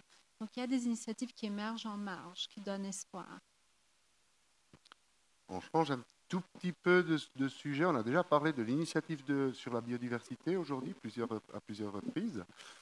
Question à Amandine Favier. Comment pourrait-on convaincre les entreprises suisses, dans le domaine financier ou ailleurs, de soutenir ce genre d'initiative plutôt de la combattre? Merci. J'avoue que je connais pas, enfin je sais que l'initiative existe, c'est pas une initiative que j'avoue j'ai suivie vraiment en détail, en tout cas au niveau de l'économie. Comment on peut les convaincre? Moi, je crois que j'ai quand même soulevé quelques points dans ma présentation. Je pense que si une entreprise réalise qu'elle est fortement dépendante de la nature et que l'écroulement de la biodiversité en Suisse, ça va pâtir, je pense qu'on va la convaincre. Par contre, c'est clair qu'il faudra des arguments, à mon avis, économiques à l'heure actuelle. Et pour convaincre les entreprises et le monde financier de bouger, je pense que l'argument moral est important aussi, mais il ne suffira pas. Et là-dessus, c'est un peu un appel que je vais faire aussi peut-être aux chercheurs. Quand nous, on regarde les questions d'effondrement de la biodiversité en Suisse et même de changement climatique, il y a très très peu d'études qui quantifient le risque. Et donc, quand on va parler aux banques et qu'on veut leur dire « mais attendez, c'est des risques pour vous », elles nous disent « oui, mais sont où les chiffres ?» Et il n'y a pas grand-chose. Donc je pense que là, il y a personnellement, un manque, un gap dans la recherche pour montrer les risques en Suisse d'un effondrement de la biodiversité et des risques qui soient quantifiés. Et nous, on a essayé de regarder, il n'y a pas tant d'études que ça. Donc je pense que le jour où il y aura plus d'études, le jour où on peut vraiment aller voir les entreprises et leur dire c'est vraiment des risques et on quantifie ces risques, regardez, pour tel écosystème, il y a, mais pour la biodiversité, il y a moins d'études. Je pense que là, on fera aussi un pas en avant. Bien. Merci. J'ouvre encore une dernière boîte qui est assez grande, c'est la question de la justice sociale. On n'en a pas encore parlé aujourd'hui, on en a parlé un tout petit peu dans un bloc où c'était question de comment intégrer vraiment les communautés locales aussi dans des prises de décision. Comment, donc peut-être question plus spécifiquement à Irmi et puis à Marilène, comment les aspects de justice sociale s'intègrent avec le consommer moins ou bien les mesures de décroissance? Donc, pour moi, c'est au cœur des préoccupations. On ne peut plus parler de transition écologique sans mettre au cœur la notion de justice sociale. Et c'est pour ça qu'on parle, nous, de ces besoins humains. Alors, est-ce que ça devrait être des besoins plus qu'humains? Mais on doit assurer que tout le monde puisse subvenir à ces besoins dans cette transition. Souvent, les mécanismes qui sont utilisés tournent autour d'aspects économiques, donc de mettre des impôts, de rendre les choses plus chères. Ça va que faire accroître les inégalités. On l'a bien vu en France avec les Gilets jaunes. La population a voté pour une taxe carbone. Les gens étaient dans la rue pour protester. Ils n'avaient pas réfléchi à la redistribution de cette taxe, peut-être. Mais effectivement, si on ne pense pas à une certaine posture de solidarité dans cette transition, on va être dans une perspective où les inégalités vont continuer à se creuser. On peut dire, par exemple, mettons un taxe sur les voitures. C'est ce qu'on fait à Singapour. À Singapour, il faut avoir 10 000 francs pour avoir un permis de conduire ou quelque chose comme ça, au-delà du prix de la voiture. Ça ne va que créer Je voulais montrer avec la voiture, l'exemple que j'ai donné, une désir encore plus grande d'être élite avec sa voiture. On le voit avec les voitures Tesla, les jets privés, etc. Il n'y a pas de limite supérieure à cette consommation qu'on peut qualifier d'excessive. Et donc, si on ne met pas la justice sociale au cœur de nos réflexions, on va pas y arriver. Absolument. Ouais. Après, comment ça se fait, c'est une autre question. Ouais. La justice sociale, c'est un point très important dans tout le discours sur la décroissance ou post-growth, parce qu'on sait très bien que si ce n'est pas rempli, c'est très difficile de changer les institutions. C'est clair, et c'est aussi un mouvement des gens qui sont très sensibles à ce thème. Moi, je pense que s'il y a une volonté politique et sociale, ce n'est pas aussi difficile que ça chez nous. Parce qu'il y a beaucoup d'instruments de redistribution dans tous les domaines. Aussi, il y a des concepts, on a voté sur ça, sur le éco-bonus en Suisse, on enlève des taxes et on redistribue à la société. Moi, je pense, et il faut vraiment se rendre aussi compte que cet argument de justice sociale est aussi utilisé pour combattre des propositions de politique environnementale. C'était le cas dans la CO2 initiative, là où ils ont vraiment utilisé des chiffres complètement faux pour dire ça nuit à une grande partie de la société. Moi, je pense vraiment que, et ça commence maintenant à une recherche vraiment sur les différents niveaux de salaire, de fortune et tout ça. Et si on est plus conscient de ça, qui a besoin de compensation, à qui ça nuit, on peut mieux faire des objectifs pour changer. Par exemple, moi, je pense qu'il faut des compensations en Suisse pour les 30 ou 40% le plus bas des salaires. Et après, on n'a pas vraiment besoin de compensations si les gens travaillent moins ou si les taxes sur l'énergie sont plus élevées.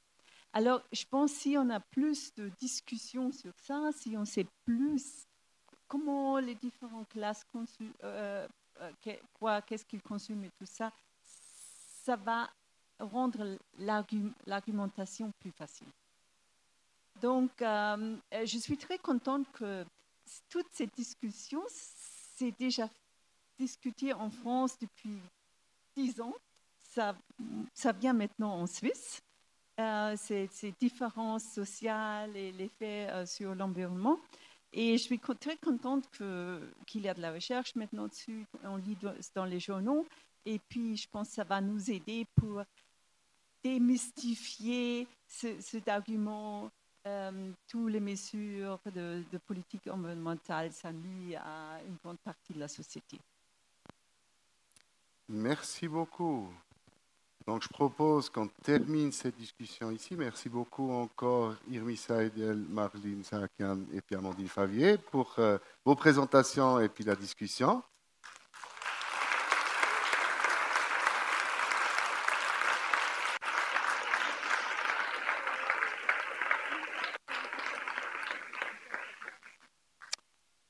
Und wir kommen hiermit zum letzten Teil der SwiftCop 2024. Ich habe es am Anfang gesagt, diese Veranstaltung ist wichtig und schön, weil man sich vernetzen kann und weil wahrscheinlich ein paar von Ihnen auch wieder alte Bekannte getroffen haben, wo man eigentlich schon vernetzt ist. Dafür braucht es vielleicht die SwiftCop nicht. Die SwiftCop braucht es auch unter anderem dafür, um neue Stimmen zu hören. Junge Stimmen und das Ziel jetzt der letzten Session ist es, Stimmen aus der neueren Generation zu hören mit innovativen Ideen, sodass wir auch am Schluss hoffentlich wieder mit einem positiven Gemüt hier abschließen können. Ich bitte 4 Teilnehmerinnen des Podiumgesprächs hier nach vorne.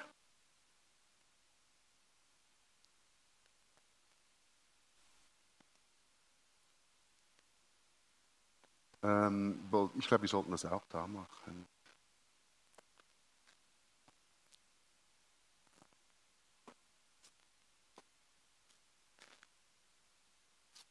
Gut, und Sie werden erzählen, was Sie für innovative Ideen haben, was Sie machen, und Sie werden auch ein bisschen versuchen zu reflektieren und zu überlegen, was Sie mitnehmen aus der heutigen Tagung. Ich mache eine kurze Vorstellungsrunde. Adina Art ist an der Universität Bern, wo sie das Sekretariat der Biodiversitätssenatskommission der Deutschen Forschungsgesellschaft leitet. Sie arbeitet in Berlin an einer sogenannten Biodiversity and Good Company Initiative. Da geht es darum, mit Firmen zusammenzuarbeiten im Biodiversitätsbereich. Und sie war Teil der deutschen Jugenddelegation in Montreal. Dann haben wir Ainhoa Martinelli. Sie war ebenfalls in Montreal eine von 3 Jugenddelegierten der Schweizer Delegation. Sie ist Studentin an der Universität Bern in Sozialanthropologie und Geografie und ist vielseitig politisch und sozial engagiert, zum Beispiel bei Monda Futura oder in der Klimastreikbewegung und so weiter. Clara Zemp, elle est professeure assistante à Neuchâtel, à l'université de Neuchâtel. Elle mène le Conservation Biology Lab. Elle co-dirige depuis assez récemment un nouveau programme master en biodiversité, en conservation, biodiversity conservation. Pardon. Et elle fait partie de la Swiss Young Academy, où elle traite des domaines de science policy et puis de science diplomacy. Et puis finalement, Tatjana von Steiger, du ersetzt eine Kollegin, die leider heute krank ist, von der Wyss Academy. Sie ist Engagement Specialist und Head of Global Policy Outreach an der Wyss Academy. Und die Wyss Academy hat vor kurzem ein Call for Action publiziert, wo es genau darum geht, wie wir die Biodiversitätsziele umsetzen könnten oder sollten. Und Tatjana hat einen Background im diplomatischen Bereich. Gut, wir haben euch 2 Fragen gestellt als Vorbereitung. Die sehen Sie hier oben. On a posé 2 questions aux participantes où elles pouvaient, d'un côté, pour la première question, elles pouvaient se préparer un petit peu. La deuxième, c'est vraiment aussi un peu une prise en compte de ce qui s'est discuté aujourd'hui. Zuerst geht es darum, was irgendein Beispiel einer neuen, innovativen Idee ist, was die Personen hier innerhalb von ihren Organisationen machen im Bereich der biologischen Vielfalt. Und ich möchte hier eine erste Runde machen. Wer möchte beginnen? Clara,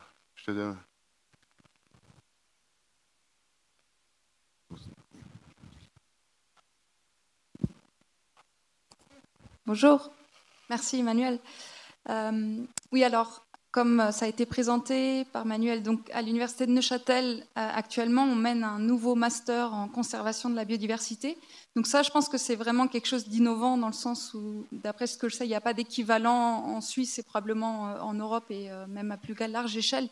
L'idée, c'est vraiment de proposer une formation interdisciplinaire. Donc on a entendu aujourd'hui aussi l'importance de traverser, de transcender les secteurs. Donc là, l'idée, c'est de proposer une formation pour les étudiants qui soit vraiment interdisciplinaire, donc avec des cours en biologie de la conservation, mais aussi des cours en droit, des cours en économie, en psychologie, en anthropologie. Et même les cours en biologie sont vraiment orientés evidence-based conservation, donc vraiment pour que les étudiants qui ressortent de ce cursus aient toutes les compétences et les capacités pour travailler sur ces problématiques de manière transversale et intégrative. Donc voilà, là, avec cette nouvelle initiative qu'on vient de commencer cette année, en septembre, on a accueilli la première cohorte d'étudiants. On a eu 26 étudiants qui ont démarré le programme. Donc voilà, c'est quelque chose qui démarre et on est vraiment impatient de voir aussi le retour de ces étudiants. On pense que c'est vraiment quelque chose qui, à long terme, va combler un manque. Et on espère prendre en considération toutes les demandes et tout l'intérêt qui a été formulé aussi toute la journée aujourd'hui. Merci beaucoup. Continue directement, direkt hier so im Direkt so weiter, obwohl ich nicht sehr jung bin. Aber ganz herzlichen Dank, dass ich trotzdem hier stehen darf. Ja, die Wyss Academy ist eigentlich eine Innovation, weil sie versucht, Wissenschaft Forschung, also wir haben Forschungsteams, zusammenzubringen mit der Praxis. Das ist noch nicht so neu. Es gibt angewandte Forschung, das ist uns sehr wohl bewusst. Aber was wir haben, ist das Privileg, dass wir Geld gekriegt haben für 10 Jahre, mit dem wir als Forschende nicht mit einer vordefinierten Forschungsfrage in ein Unterfangen rein müssen, sondern wir können frageoffen in einen Kontext hineingehen. Und auf der anderen Seite die Praxis, wir experimentieren mit neuen Lösungen in verschiedenen Regionen, ganz lokal. Und das kann die Entwicklungszusammenarbeit in der Regel nicht tun, weil damit die NGOs oder die Agenturen Geld kriegen, müssen sie das Resultat schon vordefinieren.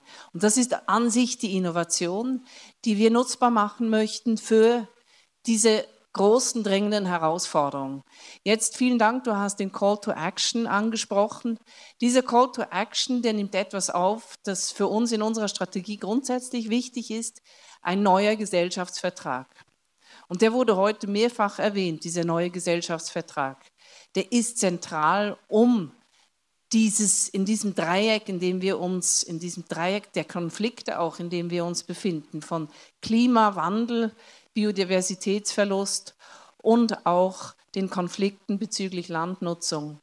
Hier müssen wir müssen miteinander verhandeln, wie wir uns dort drin bewegen. Und das können wir am ehesten, und da ein Ziel wurde nicht so erwähnt, also zumindest habe ich es heute nicht so gehört, wir können das am ehesten erzielen, wenn wir Räume schaffen. Und der Fokus liegt hier auf dem Ziel des GBFs, Ziel 22 des Targets und Ziel 23. Da geht es um die Partizipation und es geht um den Einbezug von Frauen. Das ist absolut zentral und wir versuchen, einer unserer Pfeiler neben wissensbasierter Aktion und der Experimentierung ist das Engagement. Wir versuchen Räume zu schaffen mit den Ressourcen, die wir haben, in denen das eben ausgehandelt werden kann, Lösungen, kontextualisierte Lösungen ausgehandelt werden können. Vielen Dank von meiner Seite auch für die Einladung. Für mich ist essentiell, dass wir Lösungen finden müssen, die die Kernursachen angehen. Alle anderen Lösungen haben im Grunde genommen keine Chance. Die Frage ist natürlich, was sind denn diese Kernursachen? Und für mich ist es gerade super spannend, die 2 Stellen, sage ich mal, so ein bisschen mehr aus der Forschung mit einer gewissen akademischen Distanz irgendwie zu betrachten, wo ich mich eben gerade mit Fragen von transformativem Wandel beschäftigen kann, Wirtschaftswachstum, was angesprochen wurde. Was ich ebenso für essentiell halte, sind Werte von uns allen, die jeder hat. Und auf der anderen Seite über diese Plattform, für die ich in Berlin arbeite, zu sehen, aber wie die Realität eigentlich aussieht. Also wo stehen Unternehmen oder anders formuliert, wie weit weg sind sie gerade noch davon, wirklich Biodiversität effektiv aufzugreifen und zu integrieren, geschweige denn Ansätze von Suffizienz, Postwachstum etc. Darum möchte ich gerne einen Ansatz teilen, der meines Erachtens sehr gut funktioniert. Und zwar setzen wir ein Projekt um, was ich so ein bisschen unter anderem unter dem Schlagwort zusammenfassen würde, nicht in Boxen denken, sondern das Individuum sehen. Und zwar setzen wir ein Projekt um, und das heißt Unternehmen biologische Vielfalt mit verschiedenen Partnern zusammen.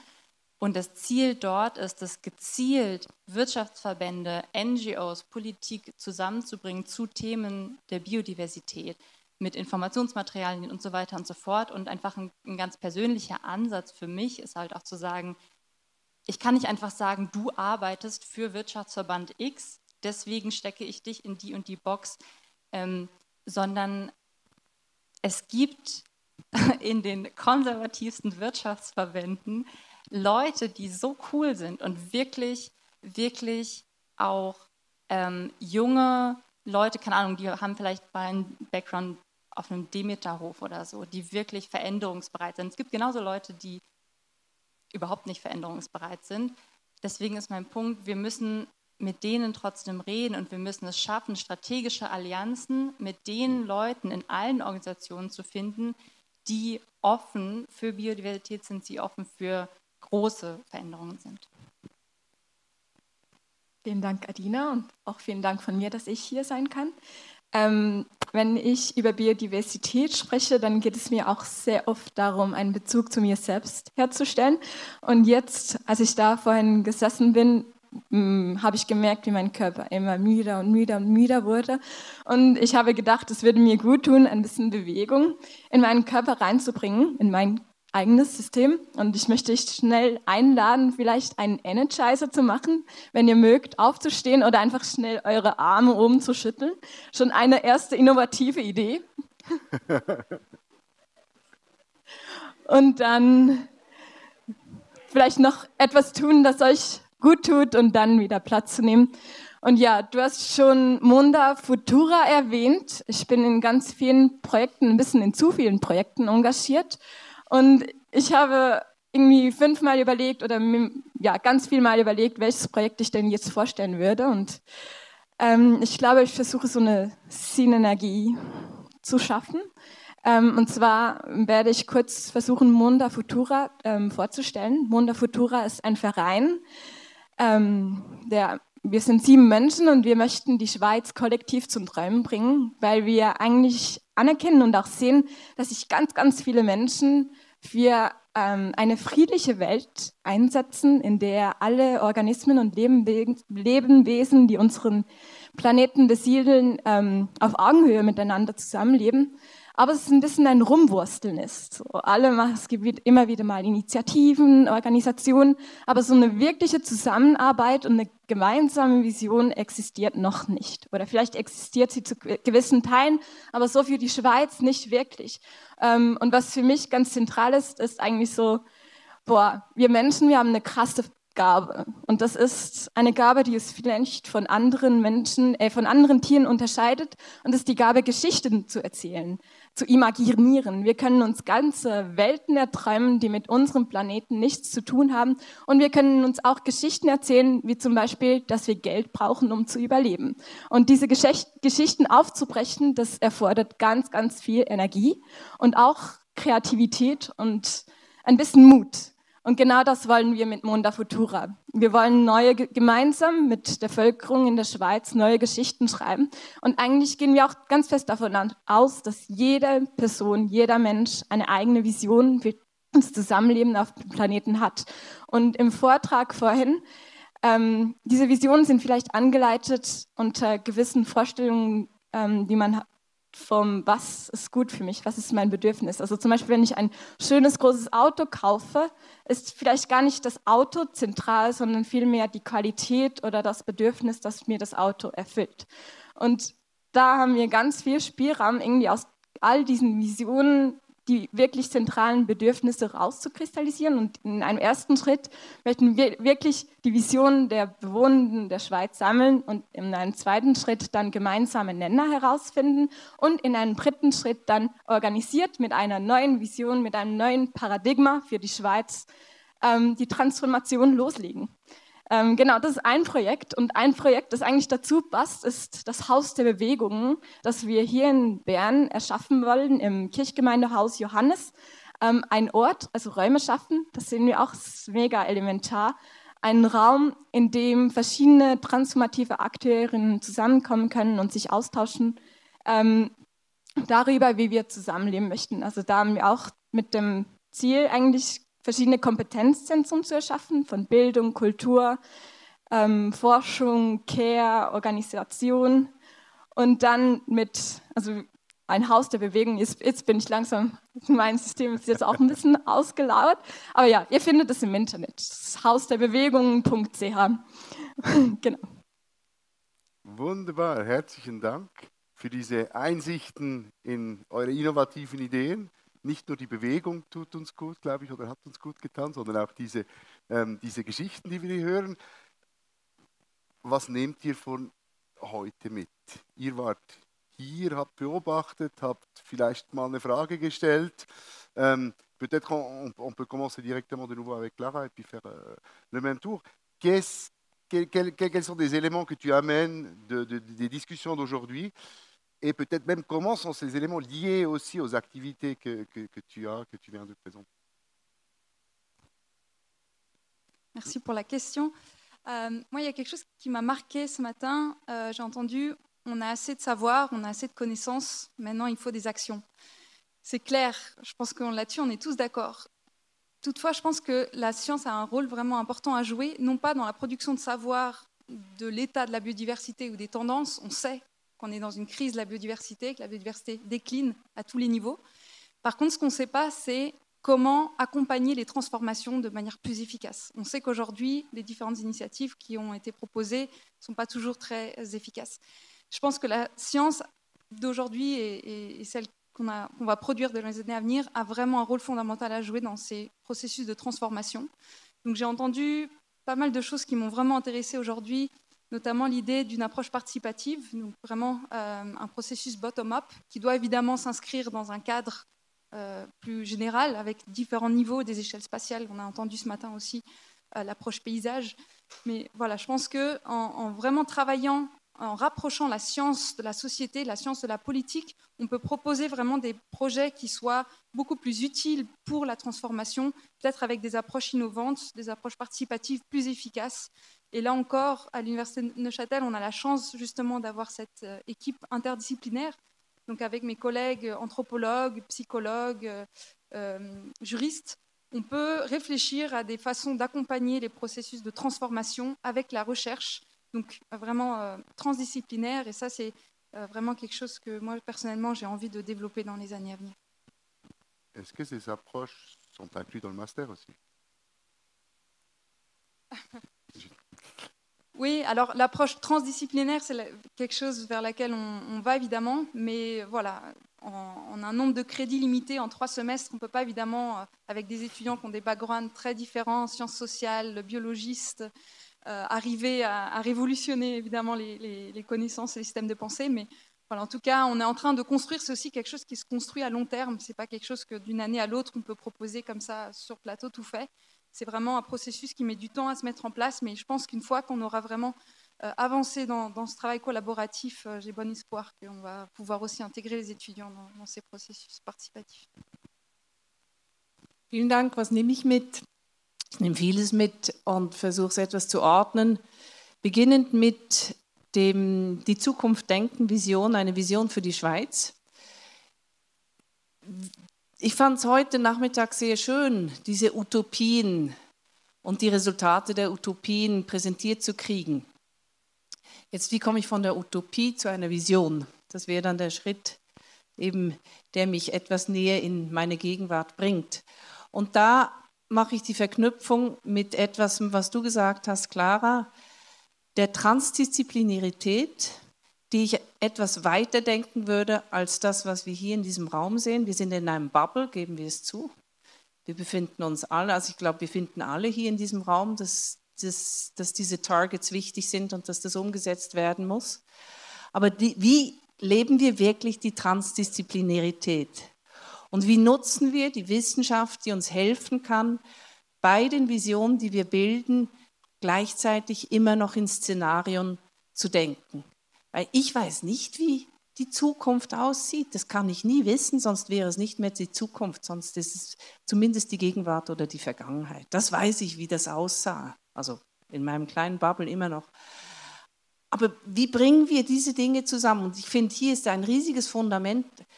Ich möchte gerne, und ich sage das, weil ich das hier tagtäglich lebe, es ist extrem mühsam zum Teil, mir gesagt zu kriegen, dass das, was ich meine, was wahr ist, nicht wahr ist, weil Clara hat eine andere Wahrheit unter Umständen. Und dass wir da die Geduld behalten, uns miteinander auseinanderzusetzen und diese andere Denke zu einer gemeinsamen Vision zu machen, das wünschte ich mir. Und ich finde es fantastisch, dass ihr dieses Haus habt. Und ja, denke auch, ihr könnt euch vernetzen mit ganz vielen anderen Akteuren, die in die gleiche Richtung gehen wollen.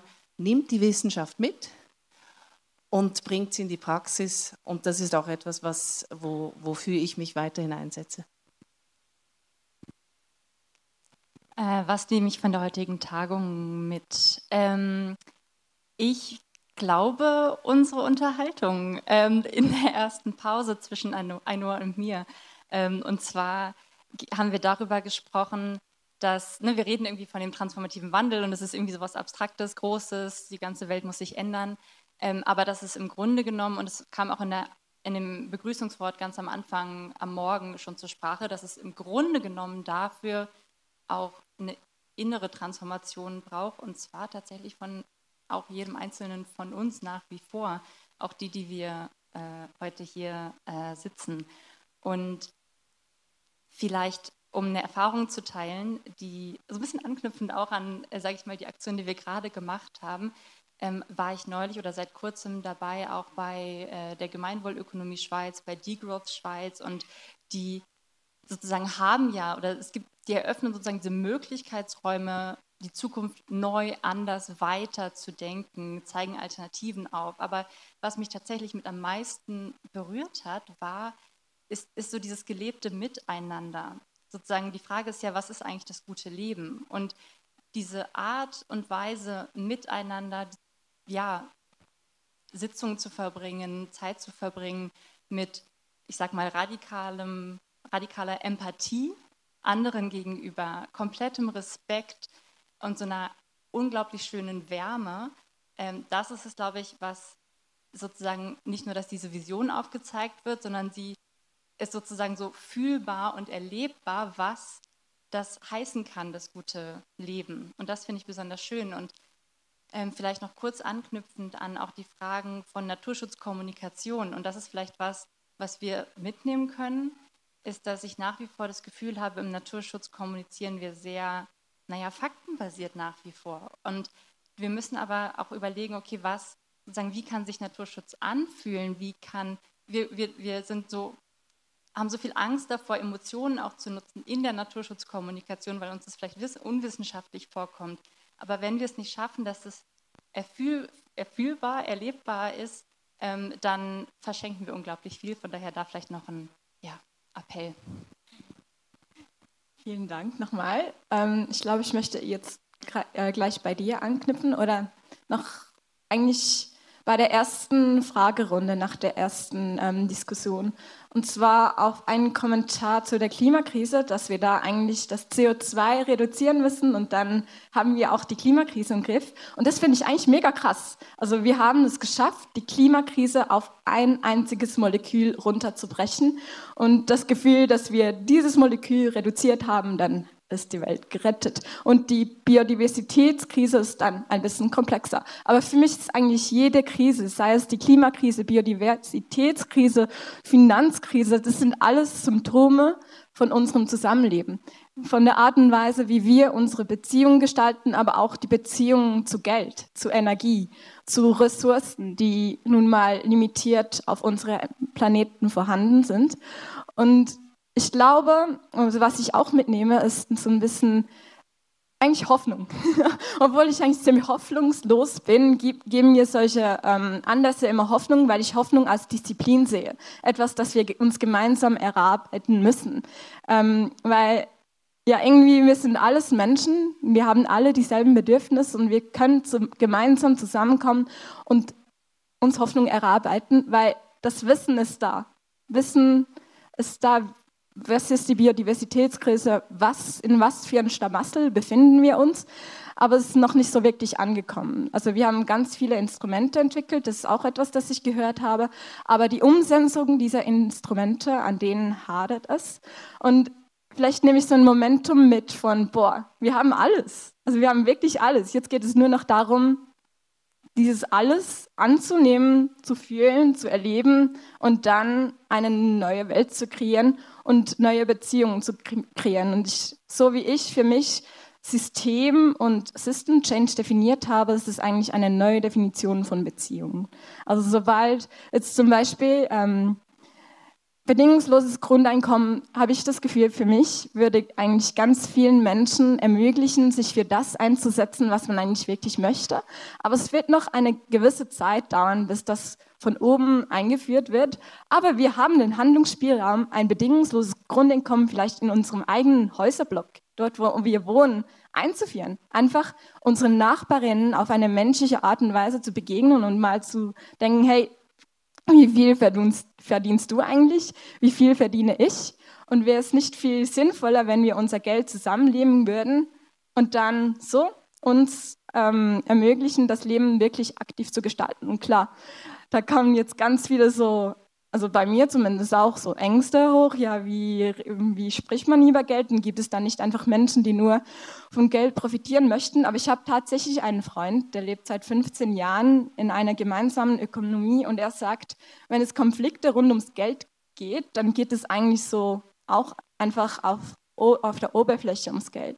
Und eigentlich sind die Konflikte auf einer menschlichen Ebene. Also es geht darum, genau, was für Wahrheiten man in sich trägt, was für Weltbilder man hat. Und wenn wir lernen, wie man solche Konflikte gewaltfrei austrägt, dann wird sogar, glaube ich, eine Welt ohne Krieg möglich. Wir müssen einfach lernen, wie Frieden funktioniert und wie Teilen funktioniert und wie eine solidarische Welt funktioniert. Und das können wir jetzt lernen. Ja. Vielen Dank.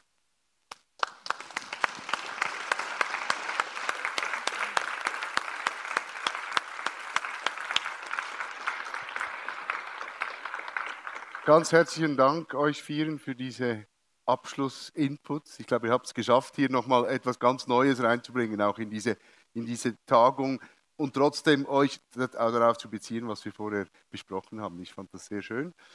Und jetzt bleibt mir eigentlich nichts mehr anderes übrig, als mich nochmal zu bedanken für Ihre Aufmerksamkeit bei allen Sprecherinnen heute, für die Aufmerksamkeit auch online. Und ich übergebe dann gerne an Lukas Berger das Wort für ein Schlussvotum. Vielen Dank, Manuel.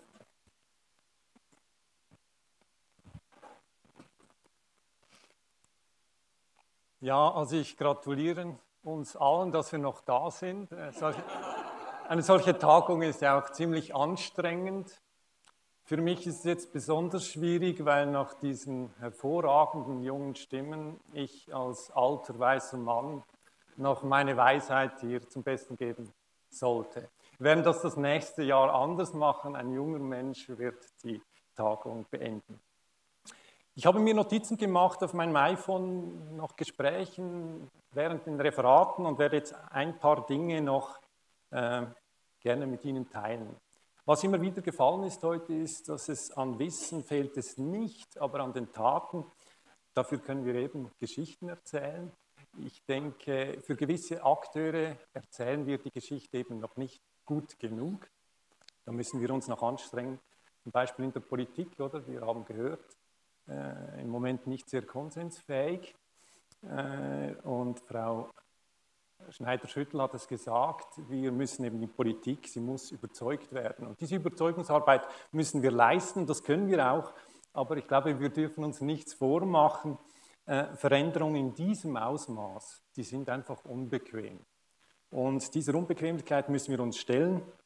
Und da möchte ich gerne jemanden zitieren, ich nenne nicht den Namen, aber es hat mich sehr gefallen, was diese Person gesagt hat.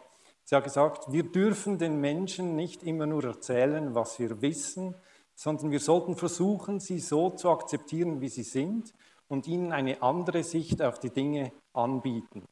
Ich finde das sehr schön. Es zeigt, wir sollten auf die Menschen zugehen und wir sollten eben die Mehrgewinne aufzeigen und die Menschen besser zu integrieren versuchen. Denn ohne Zusammenarbeit geht es nicht. Man hat es auch im Referat von Ursina Wittmer gehört, wir müssen von den anderen lernen. Und die föderalistische Struktur in der Schweiz bedingt ja auch, dass die Kantone und Gemeinden sehr wichtige Partner sind. Und wir müssen uns dem wirklich bewusst sein, dass wir hier auch beim Vollzug oder nicht einfach nur top-down machen, sondern eben, das kommt einfach nicht gut an, das wissen wir müssen den Menschen auch zuhören. Sehr positiv habe ich mitgenommen, der regulatorische Druck auf die Unternehmen nimmt zu. Das Thema Biodiversität ist zum Beispiel im Rahmen der Offenlegungsverordnung in der EU bei Unternehmen von wachsender Bedeutung. Das wird weiter zunehmen und sicher ein großes Potenzial haben. Schwierig fand ich dann, was Irmi Seidel gesagt hat, dass die Entkoppelung des Wachstums eher unwahrscheinlich ist. Ja, das neue Wort ist Wachstumsunabhängigkeit. Ich habe mir auch überlegt, ich möchte eigentlich jetzt mehr auf den Wirtschafts- und Finanzsektor zugehen. Aber wenn ich denn mit Zinsverbot komme, weiß ich nicht, ob ich das bis 2030 durchführen werde. Sicher sehr spannend. Dann etwas auch, was mir noch ganz wichtig ist zum Abschluss. Mehrmals gehört, die Verwaltung sollte mutiger werden oder das BAFU muss mehr Partei ergreifen. Achtung, also nicht nur, weil ich selber 9 Jahre beim BAFU gearbeitet habe, aber ich denke, es ist eine Frage, eine grunddemokratische Frage. Oder? Die Verwaltung ist der verlängerte Arm der Regierung und die Regierung ist zumindest in der Schweiz politisch legitimiert. Das sind Gewählte, die haben ihre Agenden. Der Spielraum des BAFU ist nicht so groß, wie man vielleicht denkt, denn das Parlament macht das Budget und wenn das Budget für das BAFU einfach um mehrere Milliarden gekürzt wird, dann ist das ein Fakt, den das BAFU hinnehmen muss. Ich denke, da muss man einfach eine gewisse Zurückhaltung üben. Dann vielleicht Mut. Mut brauchen wir alle, auch die Verwaltung, klar, aber eben, ich denke, Mut heißt ja nicht unbedingt immer nur seine Meinung möglichst laut kundzutun. Ich weiß nicht, wie es Ihnen gegangen ist. Ich habe heute sehr gute Gespräche geführt und ich hoffe, Sie auch. Es ist nämlich eine gute Sache, für die wir uns einsetzen. Ich denke, das ist ein Privileg und Verantwortung zugleich. Wenn ich mich heute hier umgehört habe, muss ich sagen, bin ich sehr optimistisch, dass die Schweiz in Sachen Biodiversität im Jahr 2030 wirklich besser dasteht als heute. Ich danke Ihnen jedenfalls bestens, dass Sie dabei waren und für Ihren zukünftigen Einsatz und hoffe natürlich, dass Sie in einem Jahr wieder da sein werden. Kommen Sie bitte nächstes Jahr wieder. Ich danke Manuel nochmal ganz herzlich für die Moderation und wünsche Ihnen allen eine ganz gute Heimreise. Vielen Dank.